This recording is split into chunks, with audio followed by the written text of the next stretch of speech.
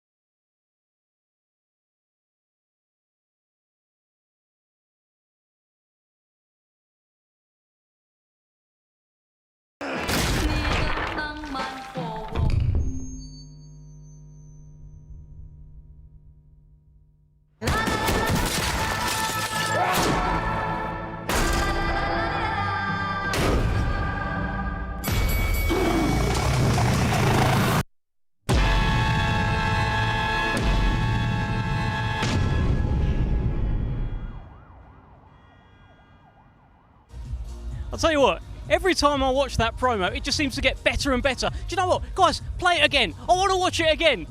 I've actually got Andy Clark with me, and I don't think he'd appreciate us just watching it over and over again. He is here, he is with me tonight, and every time I seem to get hold of him, he seems to go for a walk. We're in a wonderful, wonderful venue tonight, and he, once again, has left me and gone exploring. What are you up to, Andy?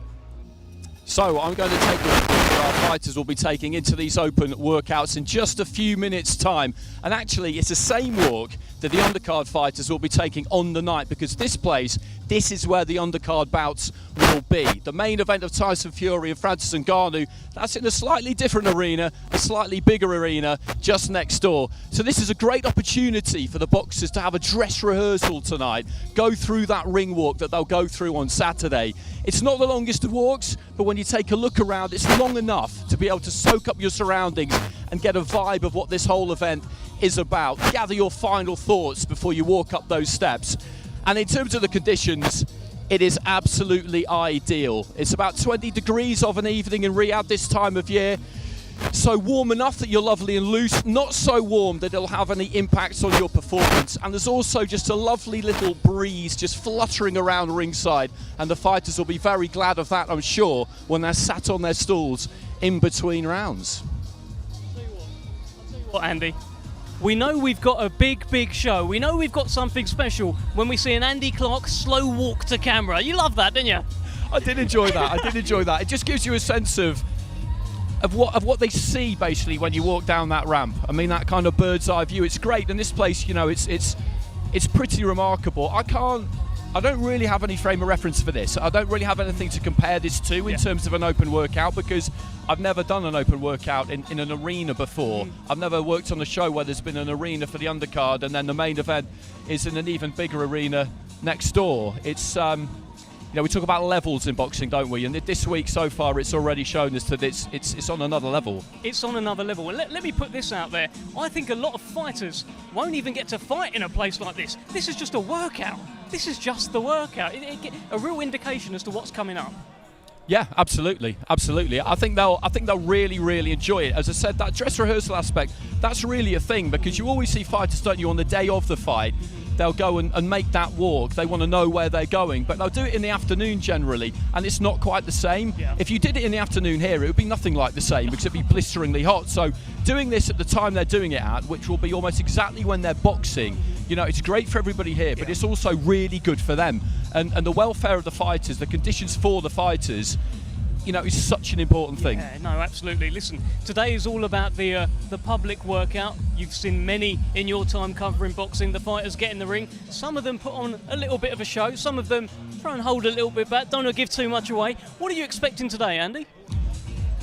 It's hard to say, isn't it, with regard to the individuals. Sometimes they've trained during the day already and they just come here and just stretch, some of them, and just have a skip. It's fight week as well. But the interesting thing about this card is that apart from McGann against Duran, it's all heavyweights. So we don't have anyone making weight here, which can impact, can't it, on open workouts, because they're bad-tempered. They don't really want to be here a lot of the time. But for heavyweights, it's different. What we really want to see is Ngannou on the pads, isn't it? That's what we really want to see, because we know that he brings this much vaunted power. We've heard the stats, we've heard about the records. I want to hear him on the pads, because a really big puncher makes a different noise on the pads. Yes. It's not a thud, it's a ping kind of sound. It's that much sharper explosion of there. If I hear that from him, then at that point, I will begin to think, this guy punching power-wise, this guy's legit. Well, that would mean it's translated. And yeah, as you say, it's about the sound, right? I remember a Gennady Golovkin public workout where they turned the music all the way down and you could hear those shots like gunshots. It was incredible. All around London, you could hear that. A big puncher, you'll hear him. Yeah, you do. I remember that. It was in Covent Garden, wasn't it? And it was just echoing all around the cobbles and people wondering what was happening. Yeah. But it's a real thing. It's the same in other sports. Remember when I covered football, if you went to watch a team train and it was nice and quiet, players who could really strike the ball, it was that ping again. It wasn't that thud. And it's kind of a rare sound, but you know it when you hear it. So I would love to hear that from Ngannou later on. I really would. And, we've got a lot of big guys up there, and hopefully a few of them will want to put on a show and really crack the pads and give us something to see. Well, it's what you say. There's not, weight to be made or anything like that. They're not going to be moody. I feel like, with all of this, they are actually going to want to be here. Sometimes you get public workouts in shopping centres and, fighters are just sort of going through the motions and getting out. With this one, they're going to want to be here. And let me ask you this. Tyson Fury, perhaps the greatest showman of them all right now, not just in boxing, in sports. This is a real stage to put on a bit of a show tonight. What do you reckon? Yeah, very possibly, because that's the environment they're in here, and it does suit people of that inclination, and he definitely is one of them. And I think another thing that plays into this for the fighters is that we're in the hotel with most of the undercard fighters, and it's a lovely hotel, but it's burning hot during the day. So there's no real percentage of going outside, particularly not if you're fighting at the weekend. You need to keep yourself to yourself. You need to stay indoors. And sometimes fighters can get a bit of cabin fever doing that. Yeah. So being allowed out, into the open air tonight, into the arena they're going to box in on Saturday, they may well fancy just going for it a little bit more than they normally do. How have you found your time in Riyadh so far? I mean, it feels like to me, upon landing here, it's been glorious. We're starting Riyadh season with this brilliant event. How have you found your time so far? Yeah, I've enjoyed it. I've enjoyed it every time I've come here. I've been here a couple of times before for the first Joshua fight against Ruiz, and then in February for Jake Paul, Tommy Fury. Usyk AJ was in Jeddah, of course, last August. But yeah, I've enjoyed it every time that I've come. The setup is absolutely extraordinary. The organisation is tremendous. It can take a bit longer to get places than you bargain for at times, but trust me, I would not want to be the one doing the driving. It's got everything here that you could possibly need. The investment in this, the ambition behind it, the scale of it, the kind of infrastructure of it, the whole thing. You can see that this is something that they really want to make a statement with. Yeah, absolutely. And look, they're clearly invested in boxing. They're clearly interested in our sport. Great news for us. There's already talk about, of course, Tyson Fury against Alexander Usyk. Francis Ngannou isn't going to want to hear that talk, but that is happening, and it's happening because of these guys. So it feels like big time boxing. You may be seeing a lot more of it here in Saudi Arabia. Yes, and we've been talking about that for a while now, but it's all about momentum, isn't it? You need to build that momentum, and the fights have been few and far between up until this point, but with this happening at the end of October, if December the 23rd comes off in the way we expect it to, which does need a Tyson Fury win, we know that's 8-9 weeks later. To do two events like that in such close proximity, that just gets the ball really rolling. It would finish the year in a brilliant way for our sport, because people have been pointing at the heavyweight division. They've been saying, listen, we had Haney Lomachenko, we had Crawford Spence, we've had Inoue, we've had all these fights. Yeah. Well, what are you lads doing? What are you up to? You're slowing us down, because everybody looks at you and they they want to see the biggest fight, which is the fight for undisputed at heavyweight. So if we can get that by the end of the year, then that would be a great thing. Well, it seems like all intentions are about that. One of the questions around this fight was what sort of shape Tyson Fury is going to be in. I'm looking forward to seeing what shape he is in. But before that, we're actually going to start the workout now. So many great fighters are going to be in this ring, but we're going to start off with a great MC, the one and only Thomas Streiber. Ladies and gentlemen, good evening and welcome to the media workout for Battle of the Baddest. A great night of championship boxing to be held this Saturday in Riyadh, Kingdom of Saudi Arabia. We would first like to extend a big thank you to His Royal Highness, the Crown Prince Mohammed bin Salman, and His Excellency, Chairman of the General Entertainment Authority of the Kingdom of Saudi Arabia, Turkey, Al Sheikh. Well, ladies and gentlemen, this great event is all being brought to you by Sella, Frank Warren on behalf of Queensberry, and Bob Arams, Top Rank Incorporated, and GIMIK. This great event will be televised live in the UK on TNT Sports Box Office, in the United States on ESPN Plus pay-per-view, and around the world in other territories on DAZN. We get things started. We first welcome to the ring, competing this Saturday night in a scheduled 8-round international super welterweight contest. He is fighting out of Miami, Florida, USA, and brings a professional record consisting of 12 wins, 3 defeats. 9 of his 12 wins come by way of knockout. Here is Roberto Duran Jr. Well, here comes Robert Duran Jr. soaking in every single moment there, Andy. A little bit of shadow boxing on top. Listen, he's got all that weight, all that pressure of the surname that he's got of the great legendary father of his, Roberto Duran. He looks like a guy who's used to pressure. He was nice and relaxed, wasn't he, when we spoke to him yesterday? And this is kind of an opportunity, he told us, that had been brewing for a while, but you're just always nervous about it coming off until it actually happens. But it's here now, and he just needs to make the absolute most of it, take the absolute maximum from it. This is the only fight, as we said, that isn't a heavyweight fight between him and Jack McGann. They're in the same hotel. They're sort of kind of around each other earlier on. You can always bump into your opponent sometimes, which maybe isn't ideal, but they don't really know each other, so there's no history there particularly. And he's just having a little move around, bit of a shadow box. It won't take a lot to get a sweat on in there. Yeah, no, absolutely. It's not too hot here tonight, but it's it's not like the UK either. You can definitely tell. Robert Duran, a few nice little moves there from Robert Duran Jr. And yeah, it's a big fight with Jack McGann. It's a big stage, a big chance to make a bit of a statement. I mean, he's a guy who perhaps hasn't had any kind of breakout win yet. With that surname, you'd expect maybe him to be further along in his career. And hey, maybe that starts on Saturday night. Yeah, possibly. He didn't turn pro until he was 29, so that's pretty late. He hasn't had the influence on his career that the other son has had. The relationship has been strained at times, non-existent at others, from what I understand. We didn't really want to go into it yesterday on air. It's not really appropriate, but at the same time, when you do a little bit of background, that's the sense that you get. But it is, it's a monumental surname, so big that I think it genuinely probably doesn't help you all that much. But I'm just interested to see what we'll get from him on the night, because for these two, this really is a once in a lifetime kind of thing. Because for Jack McGann too, he's an experienced guy in MMA, but I don't think he really saw this coming. I don't think a few of the fighters on the card saw this coming, to be honest with you. No. I do feel sorry for these two in the hotel, though, because we have this lovely buffet which is open about 12 hours a day, don't we? And they're the only ones who can't really get stuck into it. I was stood next to Jack McGann yesterday, actually, last night when we got back at the buffet, and I was just piling my plate high, and he's kind of picking through it. I did kind of...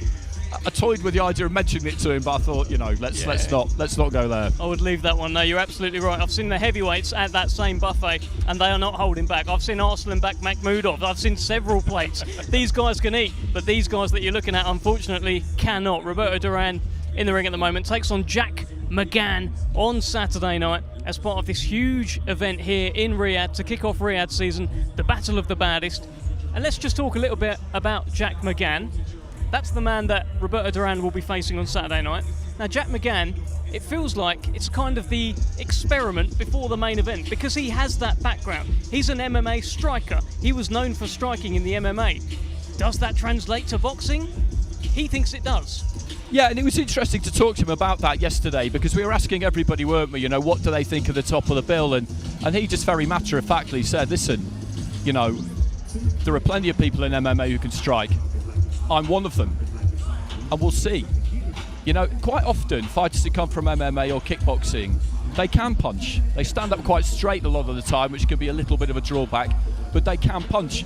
He's used to occasions. No one's really used to anything like this, but he's used to occasions. And I was interested to see Martin Murray arrive at the hotel today as well, who's clearly part of the team there. And he's somebody who boxed at the very highest level, boxed in some unusual places himself. Roberto Duran Jr. Well, here is Roberto Duran Jr. 2 days in a row. Again. Great to see you, my friend. Yes, sir. Yes, sir. We were talking about how you seem like a man, and I'm seeing it now. No nerves at all, right? No, not at all. You're just used to this. I've been through this one too many times. But this is the biggest stage I've been on, and I love it. Are you going to stick around and have a look at Jack McGann? Look at him behind you there. What do you think when you see him? I don't think anything. No? I know what I am, and I know what I can do. Is this the chance for you to break out and start making that name your own? Yes, sir. I mean, I've already been making my own name, but this right here can catapult me even further. So it'd be great. I'd hold myself back. So a question I have for you, which is something we were just discussing and we were chuckling about it, but it struck me that it is kind of a real thing. In this hotel we're all staying in, you're kind of the only fighter, you and Jack McGann are the only fighters who actually have to make weight. Oh, yes. Everybody could go into that buffet room and just eat as much as they like. It must be torture. It is torture. I mean, I came in weight, so I'm not really doing too much to kill myself. So I'm in good spirits. I'm in good weight. But I told his managers if we can change the contract to heavyweights so we can be able to eat. Let's change it to heavyweight so we can eat. Absolutely brilliant talking to you, Robert Duran, and we'll see you tomorrow. Thank you, man. Appreciate you guys. Good to see you, my friend.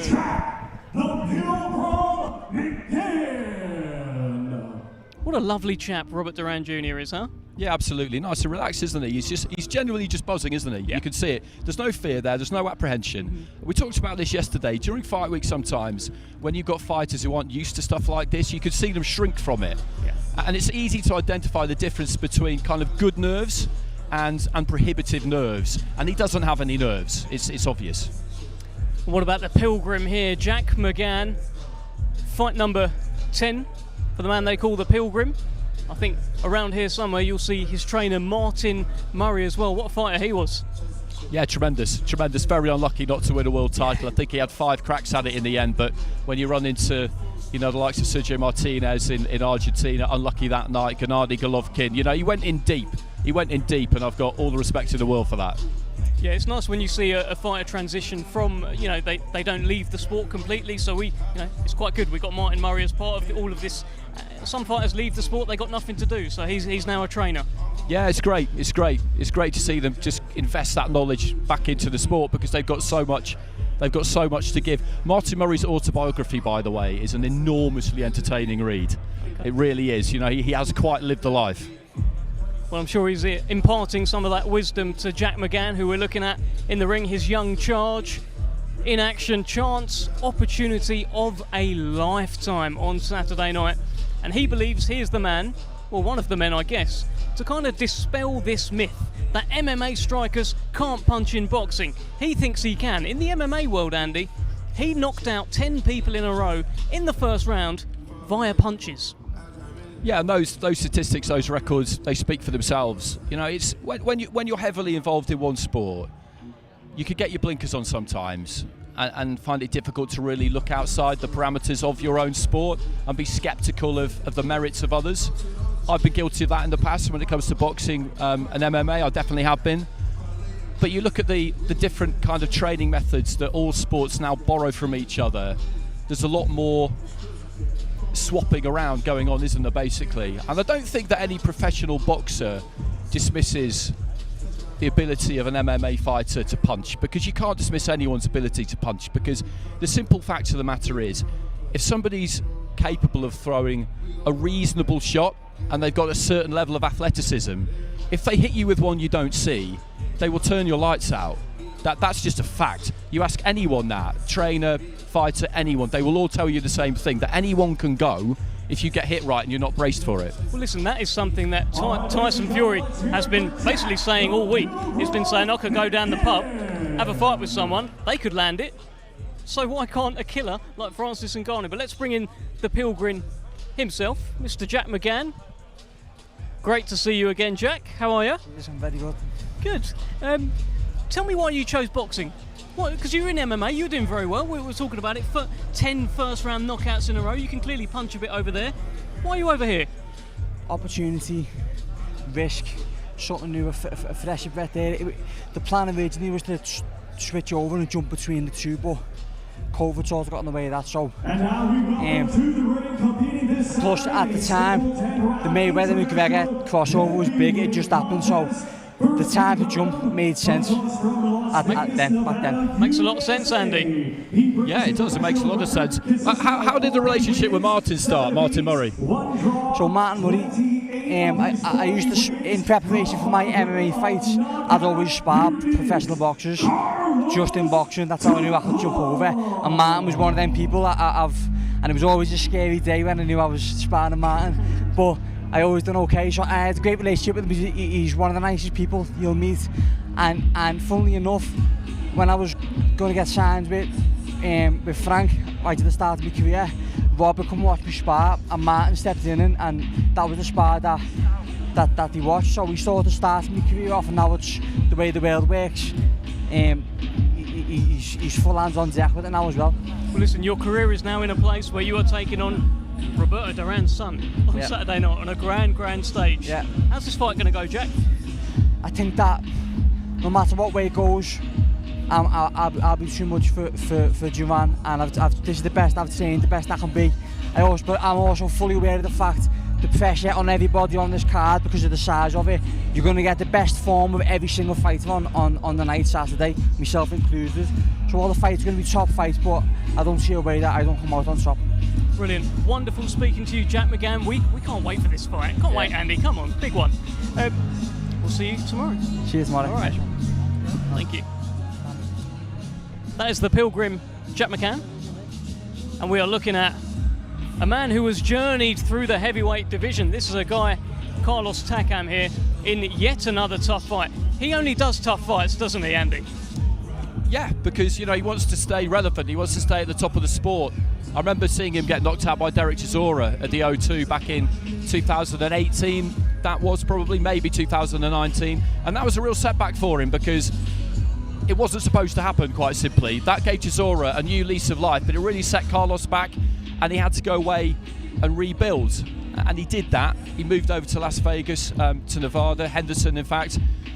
And then he began to take on some greater challenges. He lost against Joe Joyce. He lost in Canada against Arslanbek Makhmudov. And people thought at that stage, okay, this is where he is now. He's going to take away corner jobs as a good name for rising fighters to get on their record, but he'll come at a price. That's what people thought he was up to. But he wasn't, because he felt that he could win those fights. And then he took on Tony Yoka in Paris and he won the fight comprehensively.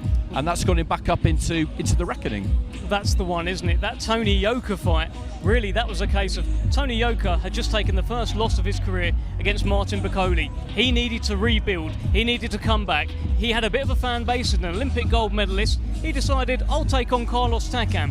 What a mistake it was. Carlos Takam had an awful lot of success that night, and I think he won wider than actually what the scorecards told us. Yeah, I agree with that. And Martin Bakole, when he boxed Yoka, it was a majority decision, but the judge who gave that a draw should have been arrested. I mean, it was absolutely absurd.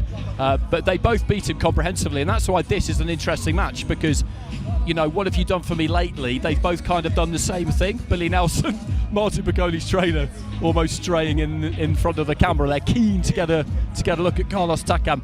I don't really feel like they'll have had to have watched endless hours of tape on this because, like you say, he's been around a long time. We know what he does. Yeah, you know what it is. But Billy Nelson has indeed pulled up a seat ringside here in Riyadh, studiously looking on at the man that his man will be fighting on Saturday night. And I'll tell you, Billy Nelson is a man who bangs the drum louder than anyone.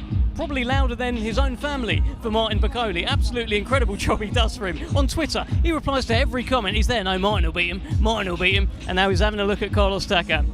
Yeah, he does. And you know, that's what you want. You want somebody who's got your back, who believes in you, who will push your claims all of the time, because he knows that, particularly for Bakole, he has to have that. We discussed it yesterday, and he's in one of these positions. He's got some good rankings, so the fighters below him will fancy him because they could take those rankings. But the fighters above him, there's no real reason why you would fight him, because he's decent. He could be an absolute handful for anybody. Billy would say more than that, but he'll be an absolute handful for anyone. And commercially, he doesn't bring that much to the table currently, so he's high risk, low reward. It's a difficult position to be in. What he needs to do really is keep pushing for that biggest fight that he can get, obviously, but just keep winning, keep those rankings as high as he can get them, and then let's just say Fury Usyk happens on the 23rd. Whichever way that goes, as long as it's not a draw, the belts could then possibly splinter, and if you're right up towards the top with one of the sanctioning bodies, you're in a good position. Well, look, the man that we're looking at currently is looking to navigate his own way to a world title. He's 42 years old. I'll tell you, he doesn't look it. Whatever it is that he's drinking, I want that. Whatever cream he's using, I want that cream. 42 years old. Are you sure, Andy Clark? No, he's a tremendous example, isn't he? A tremendous example. I thought that when I watched him against Joyce, when we both watched him against Joyce. I watched the fight against Makhmudov. I commentated on the fight against Yoka, and you can see that there's still that vitality, that kind of tensile strength there. And the way that he goes about it, he's always kind of looked to do it the hard way. He'll look to get close, slamming body shots. He will take a few, but he's in sensational, Nick. Yeah, absolutely. Look, and fans watching in the UK, of course, will be very familiar with Carlos Takam. They've seen Takam against Anthony Joshua when he challenged for the unified world heavyweight title in a big stadium. They've seen him against Joe Joyce as well. He's lost both of those fights. But I tell you, at the end of both fights, he still wants to carry on fighting, particularly the Anthony Joshua stoppage, where I'm not sure an awful lot landed, and he's going to the ref, hey, what's going on? Yeah, he was fuming. I was at that fight, and you know, he wanted to make it to the final tape because he came in at a week's notice as well. Kubrat Pulev was the original opponent. He had to pull out with a shoulder injury. Eddie Hearn and Matchroom wisely had Takam safely stowed away in training just in case something like that happens, because similar to this, a pull out in the main event late on is something you just can't have. You've got to have someone to be able to step in. He stepped in, as I say, he was training, but mentally you still got to make that switch. And he gave a good account of himself. That big solid old head of his connected with AJ's nose early on and gave him some problems. And that's another thing about fighting him. You know, he's not short, but he's not tall either, and he boxes quite short, so he'll maraud his way in, and if you're not careful, you'll find himself on the end of that shaven head, and it's not where you want to be. He's a lot of fun in the build-up as well. A great character. I remember when he boxed Joe Joyce and he came over, and I actually hosted the press conference with him and Joe Joyce. I asked him a question, and I said, look, no one's hurt Joe Joyce, no one stopped him. Have you got the power? And the way he looked at me, it was like I was about to find out about his power. He's like, are you crazy? Why are you asking me about my power? And he's a very, very strong man. It will be interesting to see how he does get on against Martin Bakole, because as you said, Bakole is the guy that no one really wants to fight. Takam is the guy that fights everyone. Very interesting scrap. It is. Bakole, he's kind of unusual for heavyweight because it's not so much the movement as in he gets in and out or he's up on his toes or anything like that, but he's got enough movement and he stays on top of you and he throws lots of punches and varies the angle. He's got lots of variety with his punches, both in the shots that he delivers. You know, he'll throw jabs, crosses, hooks, uppercuts in bundles, but he varies up the weight of it, so he'll be tapping 1 second and then really sink one in. He's a good fighter. You know, Billy bangs the drum for him, but with good reason, because, you know, he really is, as I said before, he's a handful for anyone.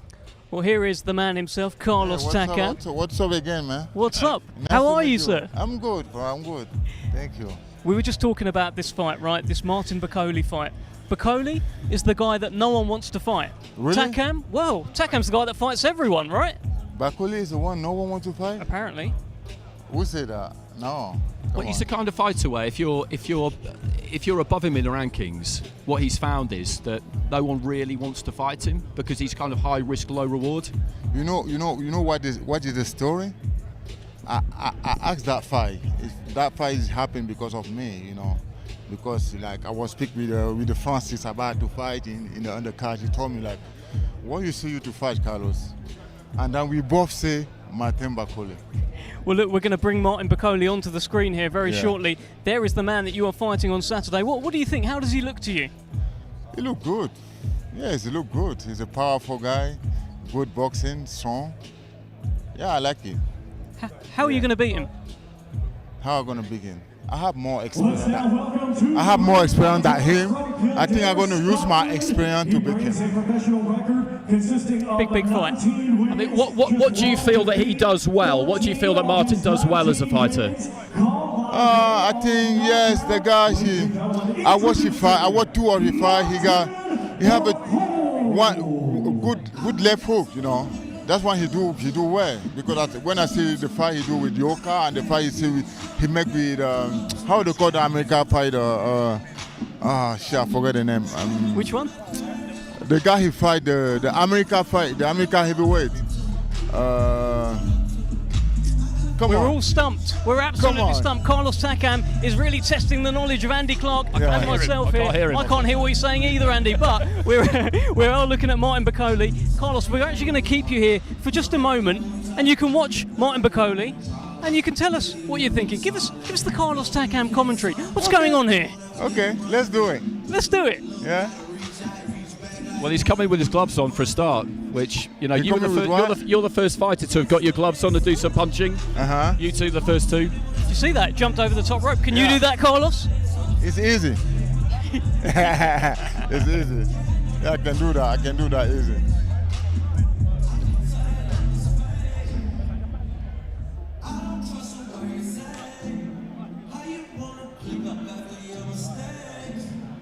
Let's keep you having a look at this, Carlos. That's, of course, Martin Bakole with Billy Nelson. People are calling him an avoided heavyweight. Carlos Takam said, is he? He's not an avoided heavyweight. This is a guy that you're fighting. I know he's a good boxer and a good guy, so I know him, but, you know, it's a fight. I don't wanna go in the ring to play with him. We go to fight, you know. Somebody gonna fall, yeah? Well, listen, he said something yesterday when we were talking to him. He said that he believes that Carlos Takam, after this fight, will retire. What do you think about that? Ah, really? That's what he said. Okay, we're going to see that after the fight. We're going to see that. We were saying earlier on, Carlos, that, you know, you're in fantastic physical condition. Yeah. Is there any particular secret to that? Is it just living the boxing life for an extended period of time? Because you've really looked after yourself. Yeah, you know, he's how can I say, you know, he's a strong guy. I know he's gonna use your power to try to push me, you know, to push me in the ring. But I already know how it's working because I watched many of the video of him, so I already know what he's gonna do. I'm prepared for that. Yeah.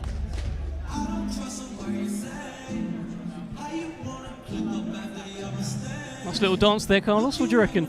Huh? Nice little dance moves there from the big man. you know, he don't want to show nothing here. You know, that's just he just play. You know, he don't want to show nothing here because he know I watch him.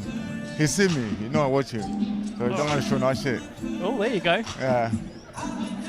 Well, listen, Carlos, we're going to let you go. It's been a pleasure speaking with you, and we'll see you tomorrow. See you tomorrow. Mike back there. There he is, the one and only Carlos Takam, as we watch Martin Bakole now in the ring. And I'll tell you what, Andy, he doesn't agree that Martin Bakole is an avoided fight. Doesn't agree at all. No, and you'd expect him to say that. You'd expect him to say that. I mean, I think there's some respect there between these two, but if you're Carlos Takam, you're the older guy, you're the more experienced guy, you're probably picking up a vibe off Bakole that he feels like you're a good name for him to get on his record. You probably feel like that's their attitude going into it. Whether it is or it isn't, it's a useful thing to be able to use to kind of stoke the fire, if you like. Goodness me, it's not often that you see a heavyweight. Okay, I've seen a few get over the top rope. I've never seen anyone do something like that. Kicked up his legs like that. Martin Bakole. Can he hold a microphone with gloves on, though? That's the big question. That's true. Can you hold the microphone? Can you do it? Well, you can. What a talented heavyweight we've got here. Big man, Martin Bakole. We saw you do a little dance in there. We saw you jump up, kick the legs up. You're really happy tonight. You're feeling yourself. Ready to go. I think like this is the day fight. I was in the mood like I'm fighting today. Especially I saw my opponent here, so ready to go. I can't wait. He was watching as well. Were you trying to put on a little bit of a show for him? Show him what you can do? He knows. He knows. And he watched Tony Yoka's fight. He knows Martin Bakole. He knows himself. He knows he's got big trouble on Saturday night. Big trouble. Look, Of course. you're a heavyweight that's avoided. People don't want to fight you, but he's a heavyweight that fights everyone. It's a very good fight, isn't it, Martin? Yeah, I love that. That's why I pick him. It's a good test for me. And I put all my career, all my ranking online. He's a tough guy. Yeah. But this is Martin Bakole time. Oh. This is my time.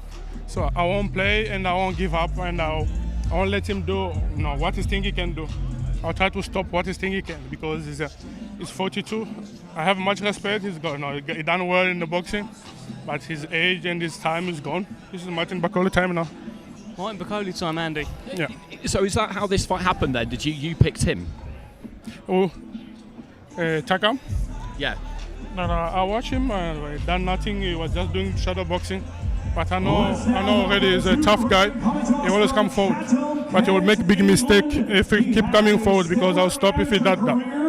Right, Martin Bakole, absolutely wonderful speaking to you. We enjoyed the jumping over the ropes. We enjoyed the dance moves. Do you want to give us any more dance moves? You got anything for us? Look at that. This guy. Yes, I give this for Saturday. We're going to knock someone out. Unbelievable. Thank you so much, Cheers, Mr. you're welcome. Bakole. And well Thank you. done holding that with just your gloves. What a man. What a man Martin Bakole is, and what a man we're looking at here in Moses Itauma. Andy, that was quite fun, wasn't it? Yeah, that was fun. It's great to see people enjoying themselves. Yeah. It's fight week. All the hard work has been done. That's what fighters will always tell you, that they've paid the price by now, and they just want to get in there and show what they can do. And it's such a great card for him to be on as well, the fighter that we're looking at now, because we know all about the reputation. It was well earned in the amateurs, but he turned pro without any senior experience, and that always raises question marks, particularly when it comes to heavyweight, where they can punch harder than any other division, obviously. But all the signs so far in the early stages have been really good. He's been matched well. He had a couple of early blowouts, but since then they managed to get him some rounds in. Yeah. Queensberry, Frank Warren, they know all about bringing through heavyweights. That's a particular speciality. But just to be around all of these people all week, I think it'll be really good for him. Yeah, listen, it's a great place to be for him as a young heavyweight. He's already appeared on a couple of Joe Joyce undercards. I know they're not heavyweights, but he was on the Anthony Yard, Artur Beterbiev undercard. He's found himself on a Tyson Fury undercard as well. That is what dreams are made of, really. If you're a young pro and you've got that confidence where you are ready to perform on the big stage, going on undercards like this, getting to showcase your skills, what an opportunity for Moses Itauma. Yeah, it is, and that's what you want to do with fighters like this early on. You want to mix things up a bit. You put them on a really big card so they can get a flavour of that, so they're around all of that. You put them on a more mid-sized card where you might shuffle them up the order a little bit, get them into chief support possibly, and before too long, he'll top a bill. He'll top a Friday night bill maybe at your call, where you showcase your fighters, the up-and-coming talent. I don't think there'll be long before that happens. No. And that's what you want to do with them, because they soak up that experience. There's a point to it. There's a point to every match you make. There's a point to every event you want them to be a part of. And they always would have wanted him to have been a part of this. Well, he's passed every test so far with flying colours. He's shown layers to his skills. He's not just someone who's going to knock someone out in 50 seconds. He can break someone down a little bit more, show off some of his skills. He's showing us a little bit of everything, and incredible to think that he is just 18 years old and he speaks with so much confidence, as you'd expect. But he was yesterday talking about how he feels he is ready to take on the likes of Fabio Wardley and David Adeleye. He thinks he's at that level now. Obviously, Frank will look after him and they'll guide him as he should be. But I love the ambition that he's even talking about that. Yeah, absolutely, because it'll take a few more fights under his belt, really, I think, before the board would probably entertain him in that kind of a contest, before they feel happy either mandating him or accepting him. No one's going to give him a voluntary, I wouldn't have thought, but before they'd be happy to mandate him. But not necessarily all that long, because he is looking to move quick. I will be really interested to see what happens the first time he gets cracked really hard.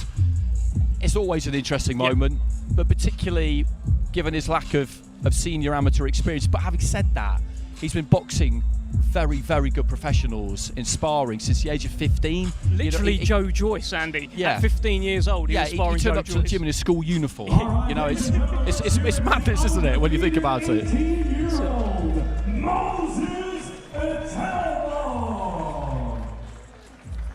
Well, here comes Moses Itauma. Let's have a chat, Moses. How you feeling, big man? What's going on? What is going on? It's hot, man. It's hot. It is hot, but you're looking good. You're looking like you're feeling Appreciate yourself. it, man. Appreciate it. Enjoying it out there? Yeah, on the stage. Yeah, all of it. It's hard to enjoy knowing you're gonna Right. fight on thingy, but I'm trying to take the experience in. That's the thing, isn't it? It's one of those things where, because if you do take a moment to look around, it is like, wow, because your name popped up and everything. It was pretty amazing. Yeah, no, I didn't A even lot see that, to be fair. A lot of fighters don't even get this for their fights. You get it for your workout. I deserve it, though, 100%. I believe I do deserve it, and I'm not wowed by this because all the work that I've put in, my amateur career speaks for itself, and what I'm trying to achieve, that speaks for itself as well. Like how much confidence I've got in myself. So, yeah, man, I'm blessed. Listen, that confidence. Me and Andy was just talking about that. The fact that you're even like talking a little bit about like Fabio Wardley, David Adeleye, thinking, yeah, I can beat those. It's sort of, it's calm to you, isn't it? But you know what it is? There's one thing, like not believing it, but thinking you got that dog mentality. Yeah. And then there's another thing where you actually believe it, and I do generally believe it.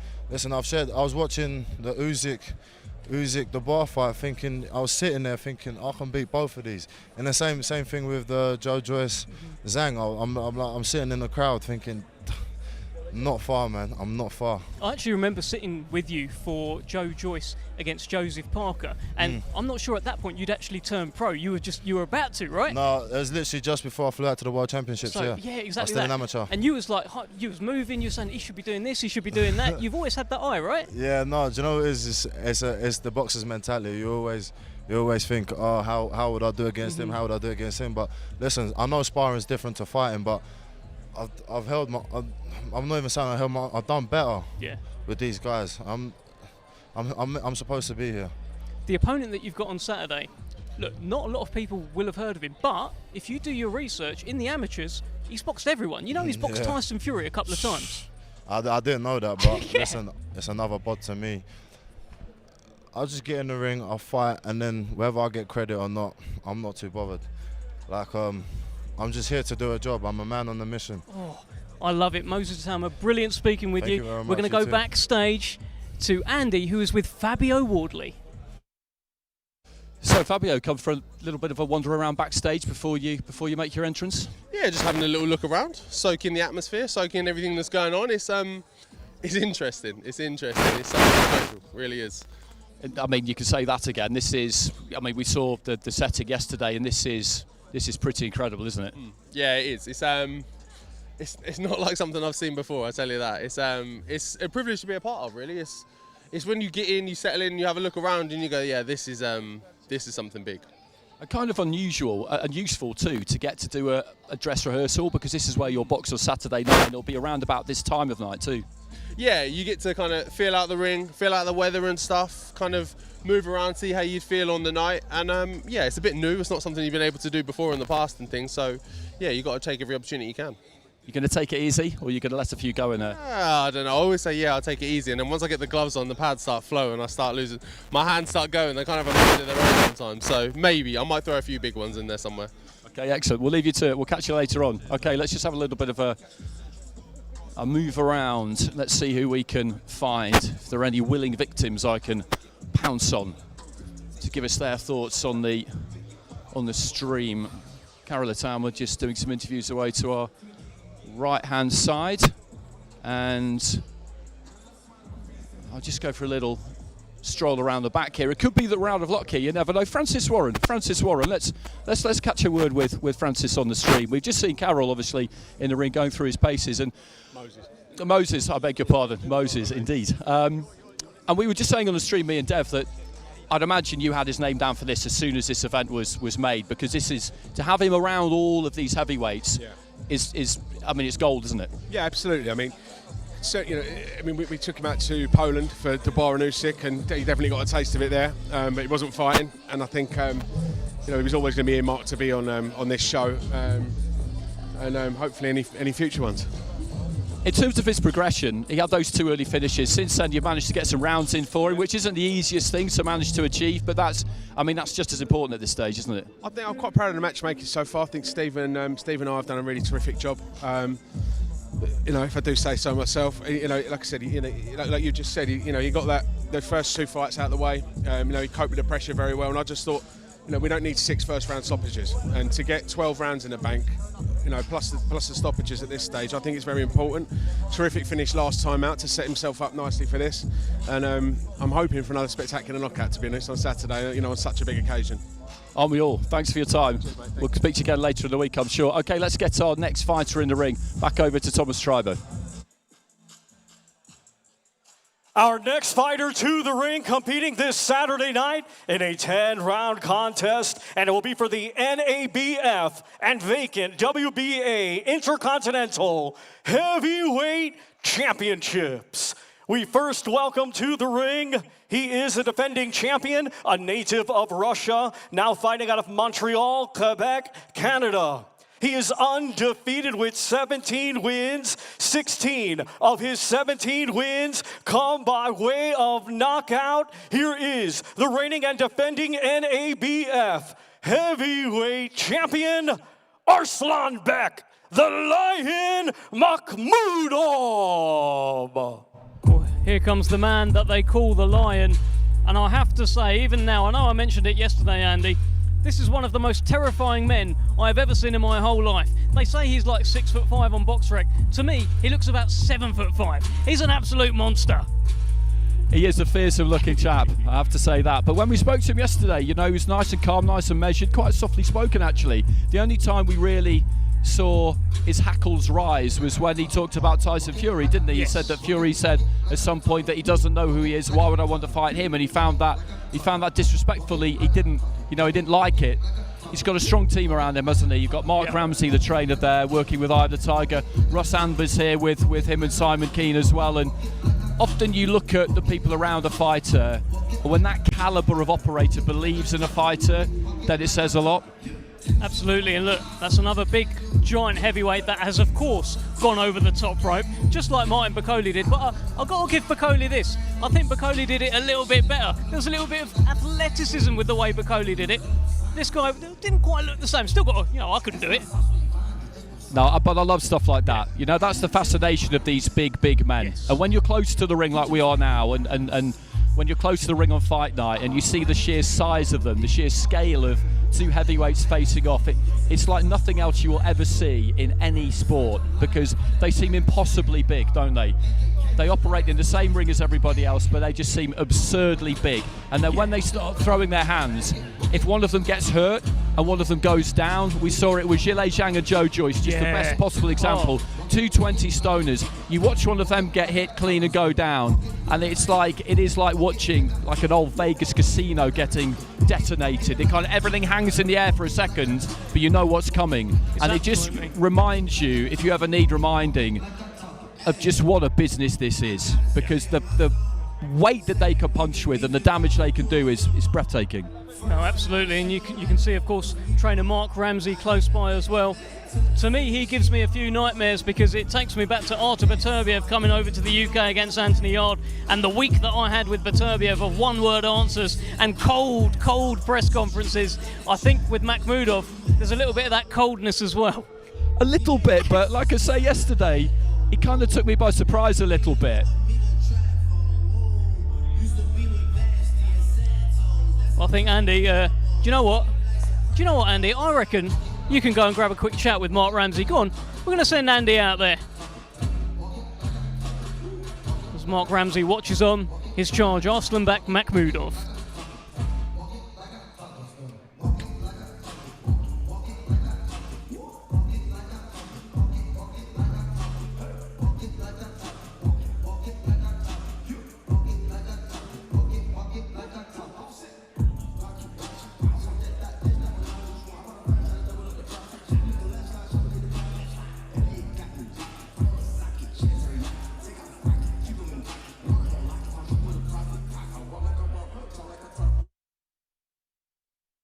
So I'm with trainer Mark Ramsey.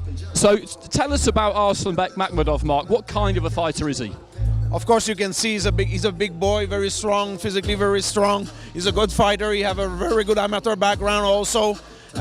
Competitive guy, big punch, and I think people underestimate his technique. He's also a very good boxer. How high do you think he could go in this sport? What do you think he could achieve? But he's already very high in terms of ranking. Now we have to fight better opponent and make sure that he's going to reach that level. But we believe in him. We believe he's going to be a world champion one day. Okay, thanks very much. I won't keep you any longer. I know you need to watch your man and keep your eye on him in there.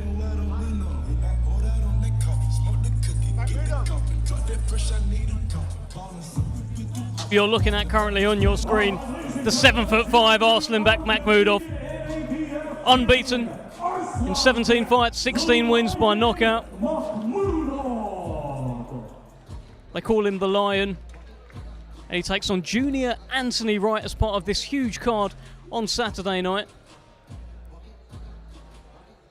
And look, it's good to have, it's a great stage for him, right? This is, again, much like Martin Bakole, where you've got a heavyweight there who a lot of people maybe won't want to, he won't be top of their shopping list. Makhmudov, he's not going to be the top of anyone's shopping list, but hey, with a stage like this, he makes a statement, more people know about him, maybe more people will fight him.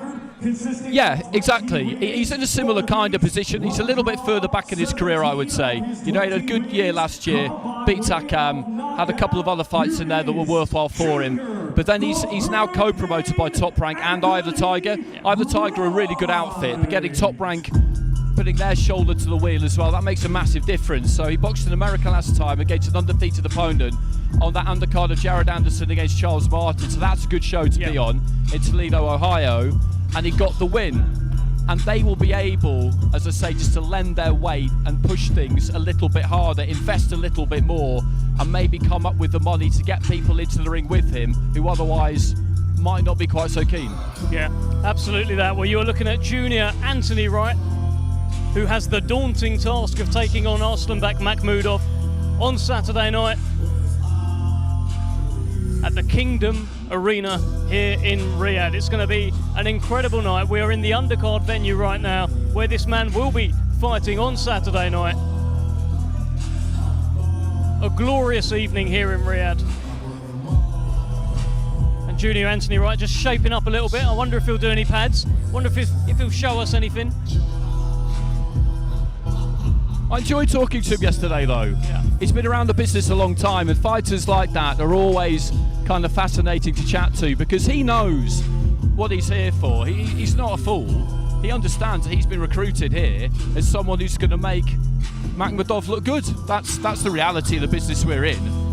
And he knows that it's going to be tough. He absolutely knows that, but he's not daunted by it. He knows that this is a good opportunity, that if he can put up a decent fight against Makhmudov, whether he does lose, which we would expect that he will, to be brutally honest about it, more jobs like this might come his way. And when you're a professional fighter like him, you're in this to make money and pay your bills. And if you can get more jobs like this, then it helps, doesn't it? That's the whole point of it. It's exactly that, and it's, as you say, it's the degrees of loss. You know, we're writing him off, right? You know, as you say, Makhmudov is the big, heavy-handed power puncher who is knocking absolutely everyone out right now. But if Junior Anthony Wright, I don't know, extends him into the late rounds, maybe lands something that he shouldn't have, he then makes a bit of a name for himself. Someone else has a look at him and thinks, well, let me see if I can do better than Makhmudov did. Yeah, exactly. And that's how you have to look at it if you're him. You know, you want to put yourself in that bracket of credible opponent who will get the call from a serious outfit to box on a good night and pick up a good paycheck. You know, that's what he'll be hoping he can provide. He got to a good level as a cruiserweight. That's where he did his best work. Got to the world title level, boxed Babet Shumanov for his WBA title. Went to Russia and boxed a good fighter, Rakhim Chakiev. You know, so he's been up there. He's travelled as well. So, you know, he's been around the block, and he's got that kind of demeanour about him of somebody who knows what he's here for. He knows why he's been recruited, but he also knows that if he can just, as you say, land a few, give Makhmudov something to think about, then it could lead to further opportunities. All right, ladies and gentlemen, Junior, the Hurricane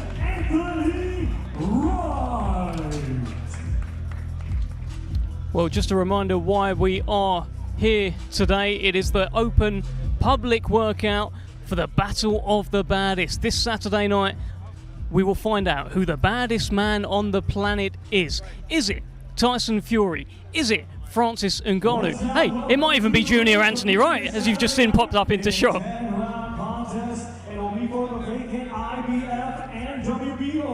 Intercontinental Heavyweight Championships. We first welcome to the ring, coming to us from South Auckland, New Zealand.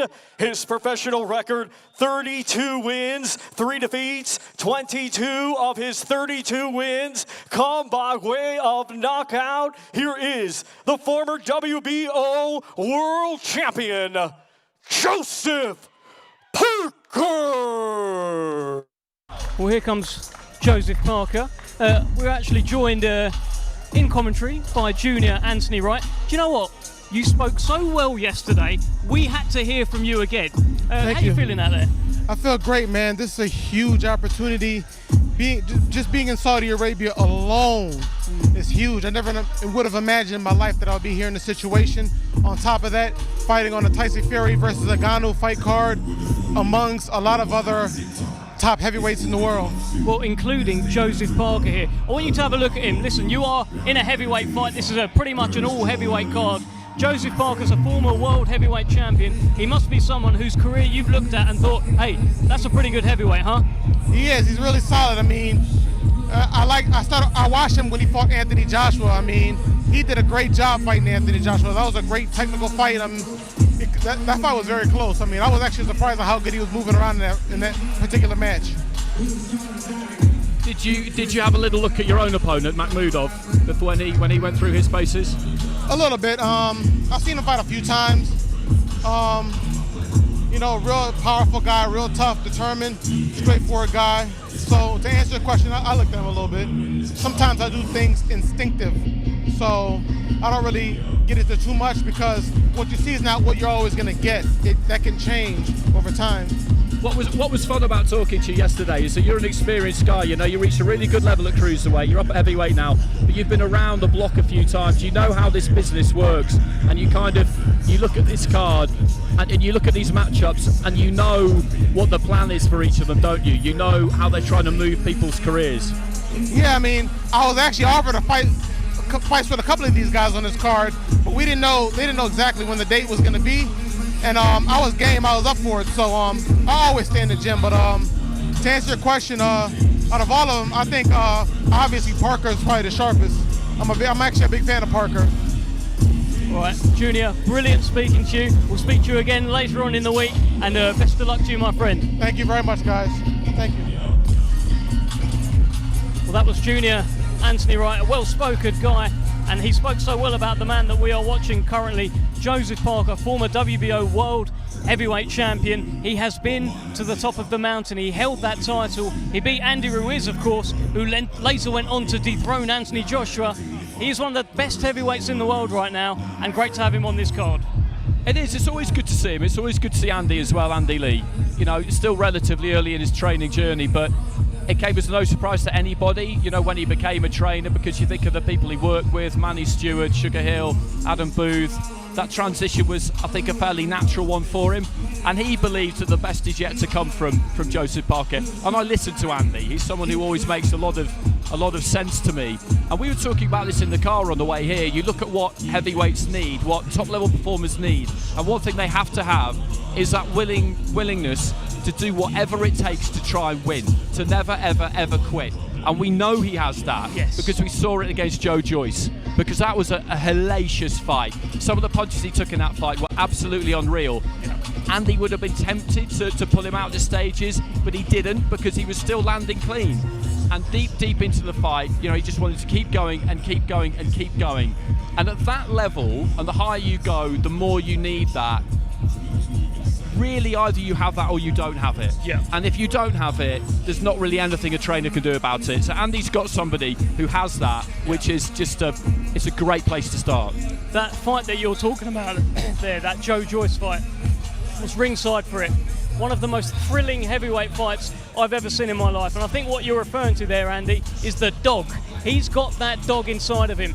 Joe Joyce was at the very, very peak of his powers there. People were talking about him being maybe the second best heavyweight in the world. He was running through absolutely everyone. And Joe Parker never backed down, kept fighting back as much as he could, taken deep into deep waters, and had to be drowned really in the end by Joe Joyce, which he normally does to people. Yeah, absolutely. What he said basically was, you know, you're going to have to knock me out. You're going to have to knock me out because I'm not going any other way. That's how this is going to go. And that, people talk a lot about fighters going out on their shield, and we demand as fans that fighters go out on their shield. It's a really easy thing to say, but for somebody to actually be prepared to do it, in heavyweight boxing particularly, is an altogether different matter. Yeah, absolutely. Well, we're going to have a quick chat with Joseph Parker and Andy Lee, both going to come in. Oh, let's test the skills here. Joseph Parker, hello. We had Martin Bakole earlier. He had his gloves on, and we needed to see if he could hold the mic, and he did very well. Can you? Ready, Andy? Not bad. Not bad. Gentlemen, Andy, where's the suit? Oh, it's back in the dry cleaners. How are we feeling, Joe? I mean, this is look at this. Some people don't even get this for their fights. This is I said it yesterday. Amazing, sensational work that they've done to put this together, and I feel great. There's a nice little shakeout of Andy in there, feeling sharp and ready to go. You look in tremendous shape, by the way. It seems ever since the Joe Joyce fight, the fights that I've seen you in since that, your shape keeps getting better and better and better. Well, listen, it shows that we're putting in the work. We're grinding away, and we're not really, showing a lot of things, but we want to show it on Saturday night. Me and Andy were having a chat about the Joe Joyce fight, about a fight where you had to show that you had dog in you. And Andy, it must be great for you to work with a fighter that you know he can go into deep water and he's got that dog in him. Joe can go to the trenches. He's been there, and at this stage in his career, he doesn't have to prove his toughness anymore. He doesn't have to prove he's hard. He's done all that. So for him now, it's about perfecting, without training, it's about perfecting his technique, getting his sharpness in sparring, not having hard spars and hard work all the time, because he's done all that. That's past it now. I think he's in great form, and this is an amazing experience to be here in Saudi. Just the treatment we've had the last few days, it's been phenomenal, like nothing else. Andy's had a great time too. I know you feel that the best is yet to come as well. It's been a great journey. We're just saying backstage there, like the place it's taken us and the experiences we've had, but unless we win the world title at the end of it, it will be always tinged with sadness. So that's the next thing we have to do now. We're fighting Simon Kean. It's a ranking fight with 2 titles on the line. We put Joe in a great position, and once this undisputed happens, the belts come fragmented again. Joe is right there in a great position. Fight for the title, win the title, and retire, sail off into the sunset, and become my assistant coach. Well, listen, before you sail off, let's have a little look at Simon Kean. You can see him on the screen there. What do you reckon? Listen, he's a big guy. He's come prepared, he's come ready. We've watched a lot of his fights, and we can see the good things he's done and also the things that we can work on to get him out of there. So, listen, he's confident and ready, and it's time to work. He's a very serious guy. We had a brief chat with him yesterday. He didn't say an awful lot. I think he's just here for all business. Does that worry you at all when you've got a fighter who's just like... Listen, whatever experience he has, he's going to use, but I don't think he's been on a massive stage before. So this tenseness and this nervousness might be something that's getting to him, and we're going to find out soon. Well, I guess, Andy, that's what it's about. Some fighters, they can deal with a big stage. They can deal with the lights. Joe Parker's one of them. I guess we don't know if Simon Kean is yet. No, that's true, because he's fought in a stadium in front of 80,000 people. He's been right at the very top of the sport, and that kind of experience is something that you can't buy. Simon Kean does seem like quite an intense individual, so I will be quite interested to see what he's like on the night, because as we go through fight week, Andy, when you see someone for the first time, it is interesting, isn't it, just to see how they are, because their demeanour can change day by day. Yeah, and under the bright lights, it does a different, not just him, but his coaches, their experience at this level, it's a test for him and his whole team. He looks good moving around. I can see a lot of breaks in his footwork, which I've seen in his fight footage, but he looks good moving around. Big guy, athletic guy. Not really showing too much, is he? No, he's keeping his powder dry, isn't he? Can you take anything from this, Joe?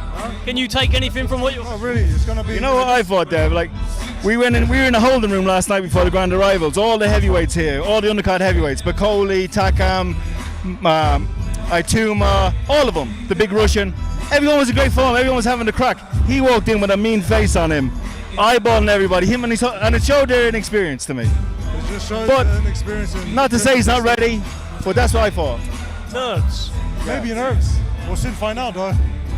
So you had a good crack with everyone last night. You met His Excellency as well, had a lovely dinner. Tell us about that. Well, listen, it was a great experience to be in there. Was it a castle that we went to?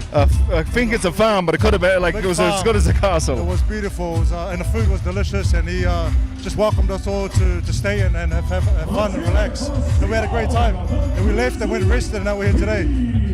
Brilliant speaking to you, Joe Parker. Brilliant speaking Thank to you, you, Dev. Andy Lee. Thank you, Andy. We'll see you again in the week. Thank you so much. Andy Lee, you're a pro. You know where that goes. You know where that goes. Oh, come on. There we go. Done. Andy Lee, Joe Parker. What? They're such a great, fun team. Just two very nice men, likeable guys. Yeah, they are absolutely, and they've got so much experience between them, and that's really interesting what they said about Simon Kean. Yeah. All I would say is that from what I've seen of Simon, he's totally consistent. He sits in the dining room by himself with a face like thunder. That's him, eating. isn't it? I saw him in the lift Yes. today, and again I walked in, and if I didn't know any better, I'd have thought I was in trouble because the look he gave me was something else. Yeah. But that's just how he is. He's a serious guy. But they're right, it could be indicative of some nerves. It could be, or it could just be how he is all of the time when he's in a fight context. No, you're absolutely right about the demeanour. There has been, it's only just sort of clocked in my head now. When you're in the hotel restaurant, there's always a guy sat at the end on his own, just focused on his food and what he's doing. It's Simon Kean, isn't it? It's him. It is. and actually, interestingly, when he came down out of the ring there, he kind of made a move towards us with Joe and Andy there, like he wanted to come and get involved in the conversation. He's going off to perform some other interviews at the moment. But that kind of intensity, in a way I like it, but in a way I do kind of worry about it a little bit because I don't know how sustainable that is because it does take emotional energy, even if that's how you are all of the time. And this sport is so intense anyway, there has to be some kind of period for relaxation. You have to be able to switch off. I'm not saying he can't do that, I don't know him well enough, but at the same time, that level to be kind of like up here with it all the time, it's I don't know. It can be mentally exhausting. We've seen fighters have that kind of thing and then maybe just crumble. And Andy, I understand. Look, I can see loads of faces around. Go and get amongst it. Go and talk to some of these faces. Go on, Andy. Go on. Go do your thing. Mr. Okay, so I'm just patrolling around to the left-hand side of ringside. Just looking over towards the back. Maybe there's a couple of people I could pick off towards the rear of the assembled throng. It's busy enough around here, certainly, but a couple of people I had my eye on a couple of minutes ago just seem to have disappeared. Oh, actually, there's one gentleman who I think I can probably look to for a chat. Mr. Higgins. This is the live stream for the coverage of Fight Week. So, how are you? Good, thank you. Pleased to be here. We just saw Joseph in the ring. We've just seen all the other heavyweights, most of them anyway. It's a massive card, this, isn't it? Just stacked full of massive guys. Yeah, it's exciting, and credit to the people at the Saudi Arabian administration, the promoters, pulling it all together. It's going to happen. And what's your overall impression been of Riyadh so far? I had no idea what to expect. I've never been here before. It seems okay. Yeah, like we had a bit of a look around today, and everyone we came across was quite respectful, and you hear stuff in the media, but it seems pretty good. And let's just get your thoughts on the top of the bill, because when this was first announced, it attracted some criticism. People wondered why Fury wasn't defending his heavyweight title rather than taking this fight. We now believe, well, we know really, that if what happens on Saturday that we think will happen, which is a Fury win, then that fight against Usyk will be delivered, which kind of voids that criticism in a sense. Hasn't Ngannou got any chance of causing the upset? There's always a chance, but it's a very, very slim chance. I mean, it would be like you playing tennis against Andre Agassi, or it's and Tyson Fury would have to make a very bad mistake at the same time as Ngannou throwing a massive bomb, and then he could win. But I think Fury's definitely the firm favourite. Okay, thanks for your time. Good to see you as always. We'll catch you again down the road this week. So, there he is. Steve Bunce, just patrolling around ringside like the boxing don that he is. Here he is. Sorry, I just described you, Bunce. It's patrolling around ringside like the boxing don that you are. You've been to lots and lots of places. You've been out to Saudi, of course, as well. But the scale of this, it is different, isn't it? You know what, Andy? The first time we came, we were in Diriyah, or not the first time, but the first time we came for a big fight. And there's 15,000, and we've got Joshua, and we've got Ruiz. And you're thinking, this is about as big as it gets.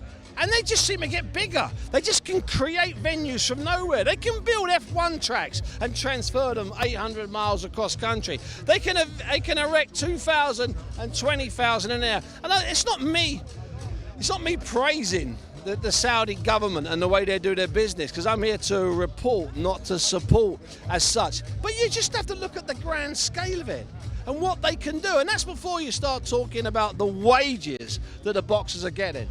I think this British title fight tonight, it's not been confirmed. I think the total fee that the boxers are getting makes it the richest British title fight in history. I don't think there's ever been a British title fight where the two men have shared what David Adeleye and Fabio Wardley are sharing. They're making history, these people. They've got the money to do it, but more than that, they've got the vision to do it. I did wonder about that, the first British title fight coming to a different jurisdiction. Just a word about the top of the bill and the people involved in it. What really interests me about it is the fact that in Ngannou, you've got somebody who doesn't feel any kind of inferiority complex to Tyson Fury. He feels that he is absolutely on his level. You've got two massive names going head to head. Actually, I slightly disagree with you. I think Ngannou is stunned that he's not considered almost the main attraction, because he brings that kind of novelty value. I think he's genuinely stunned. I'm not going to stretch to her, but I think he's genuinely stunned that people think it won't be competitive. I think he's genuinely amazed that people think that he could actually lose. And when he talks about, I'll give Tyson Fury a rematch, he's not doing that for topspin. I think he's doing that because that's the way his mindset is. Now that makes him a dangerous man. I don't think he'll win, don't get me wrong. But someone with that amount of belief, you've been around fighters a long time, Andy, and if fighters have that incredible belief, they don't necessarily win, but boy, they go down swinging. Okay. Great line to finish on, Steve. Great to speak to you as always.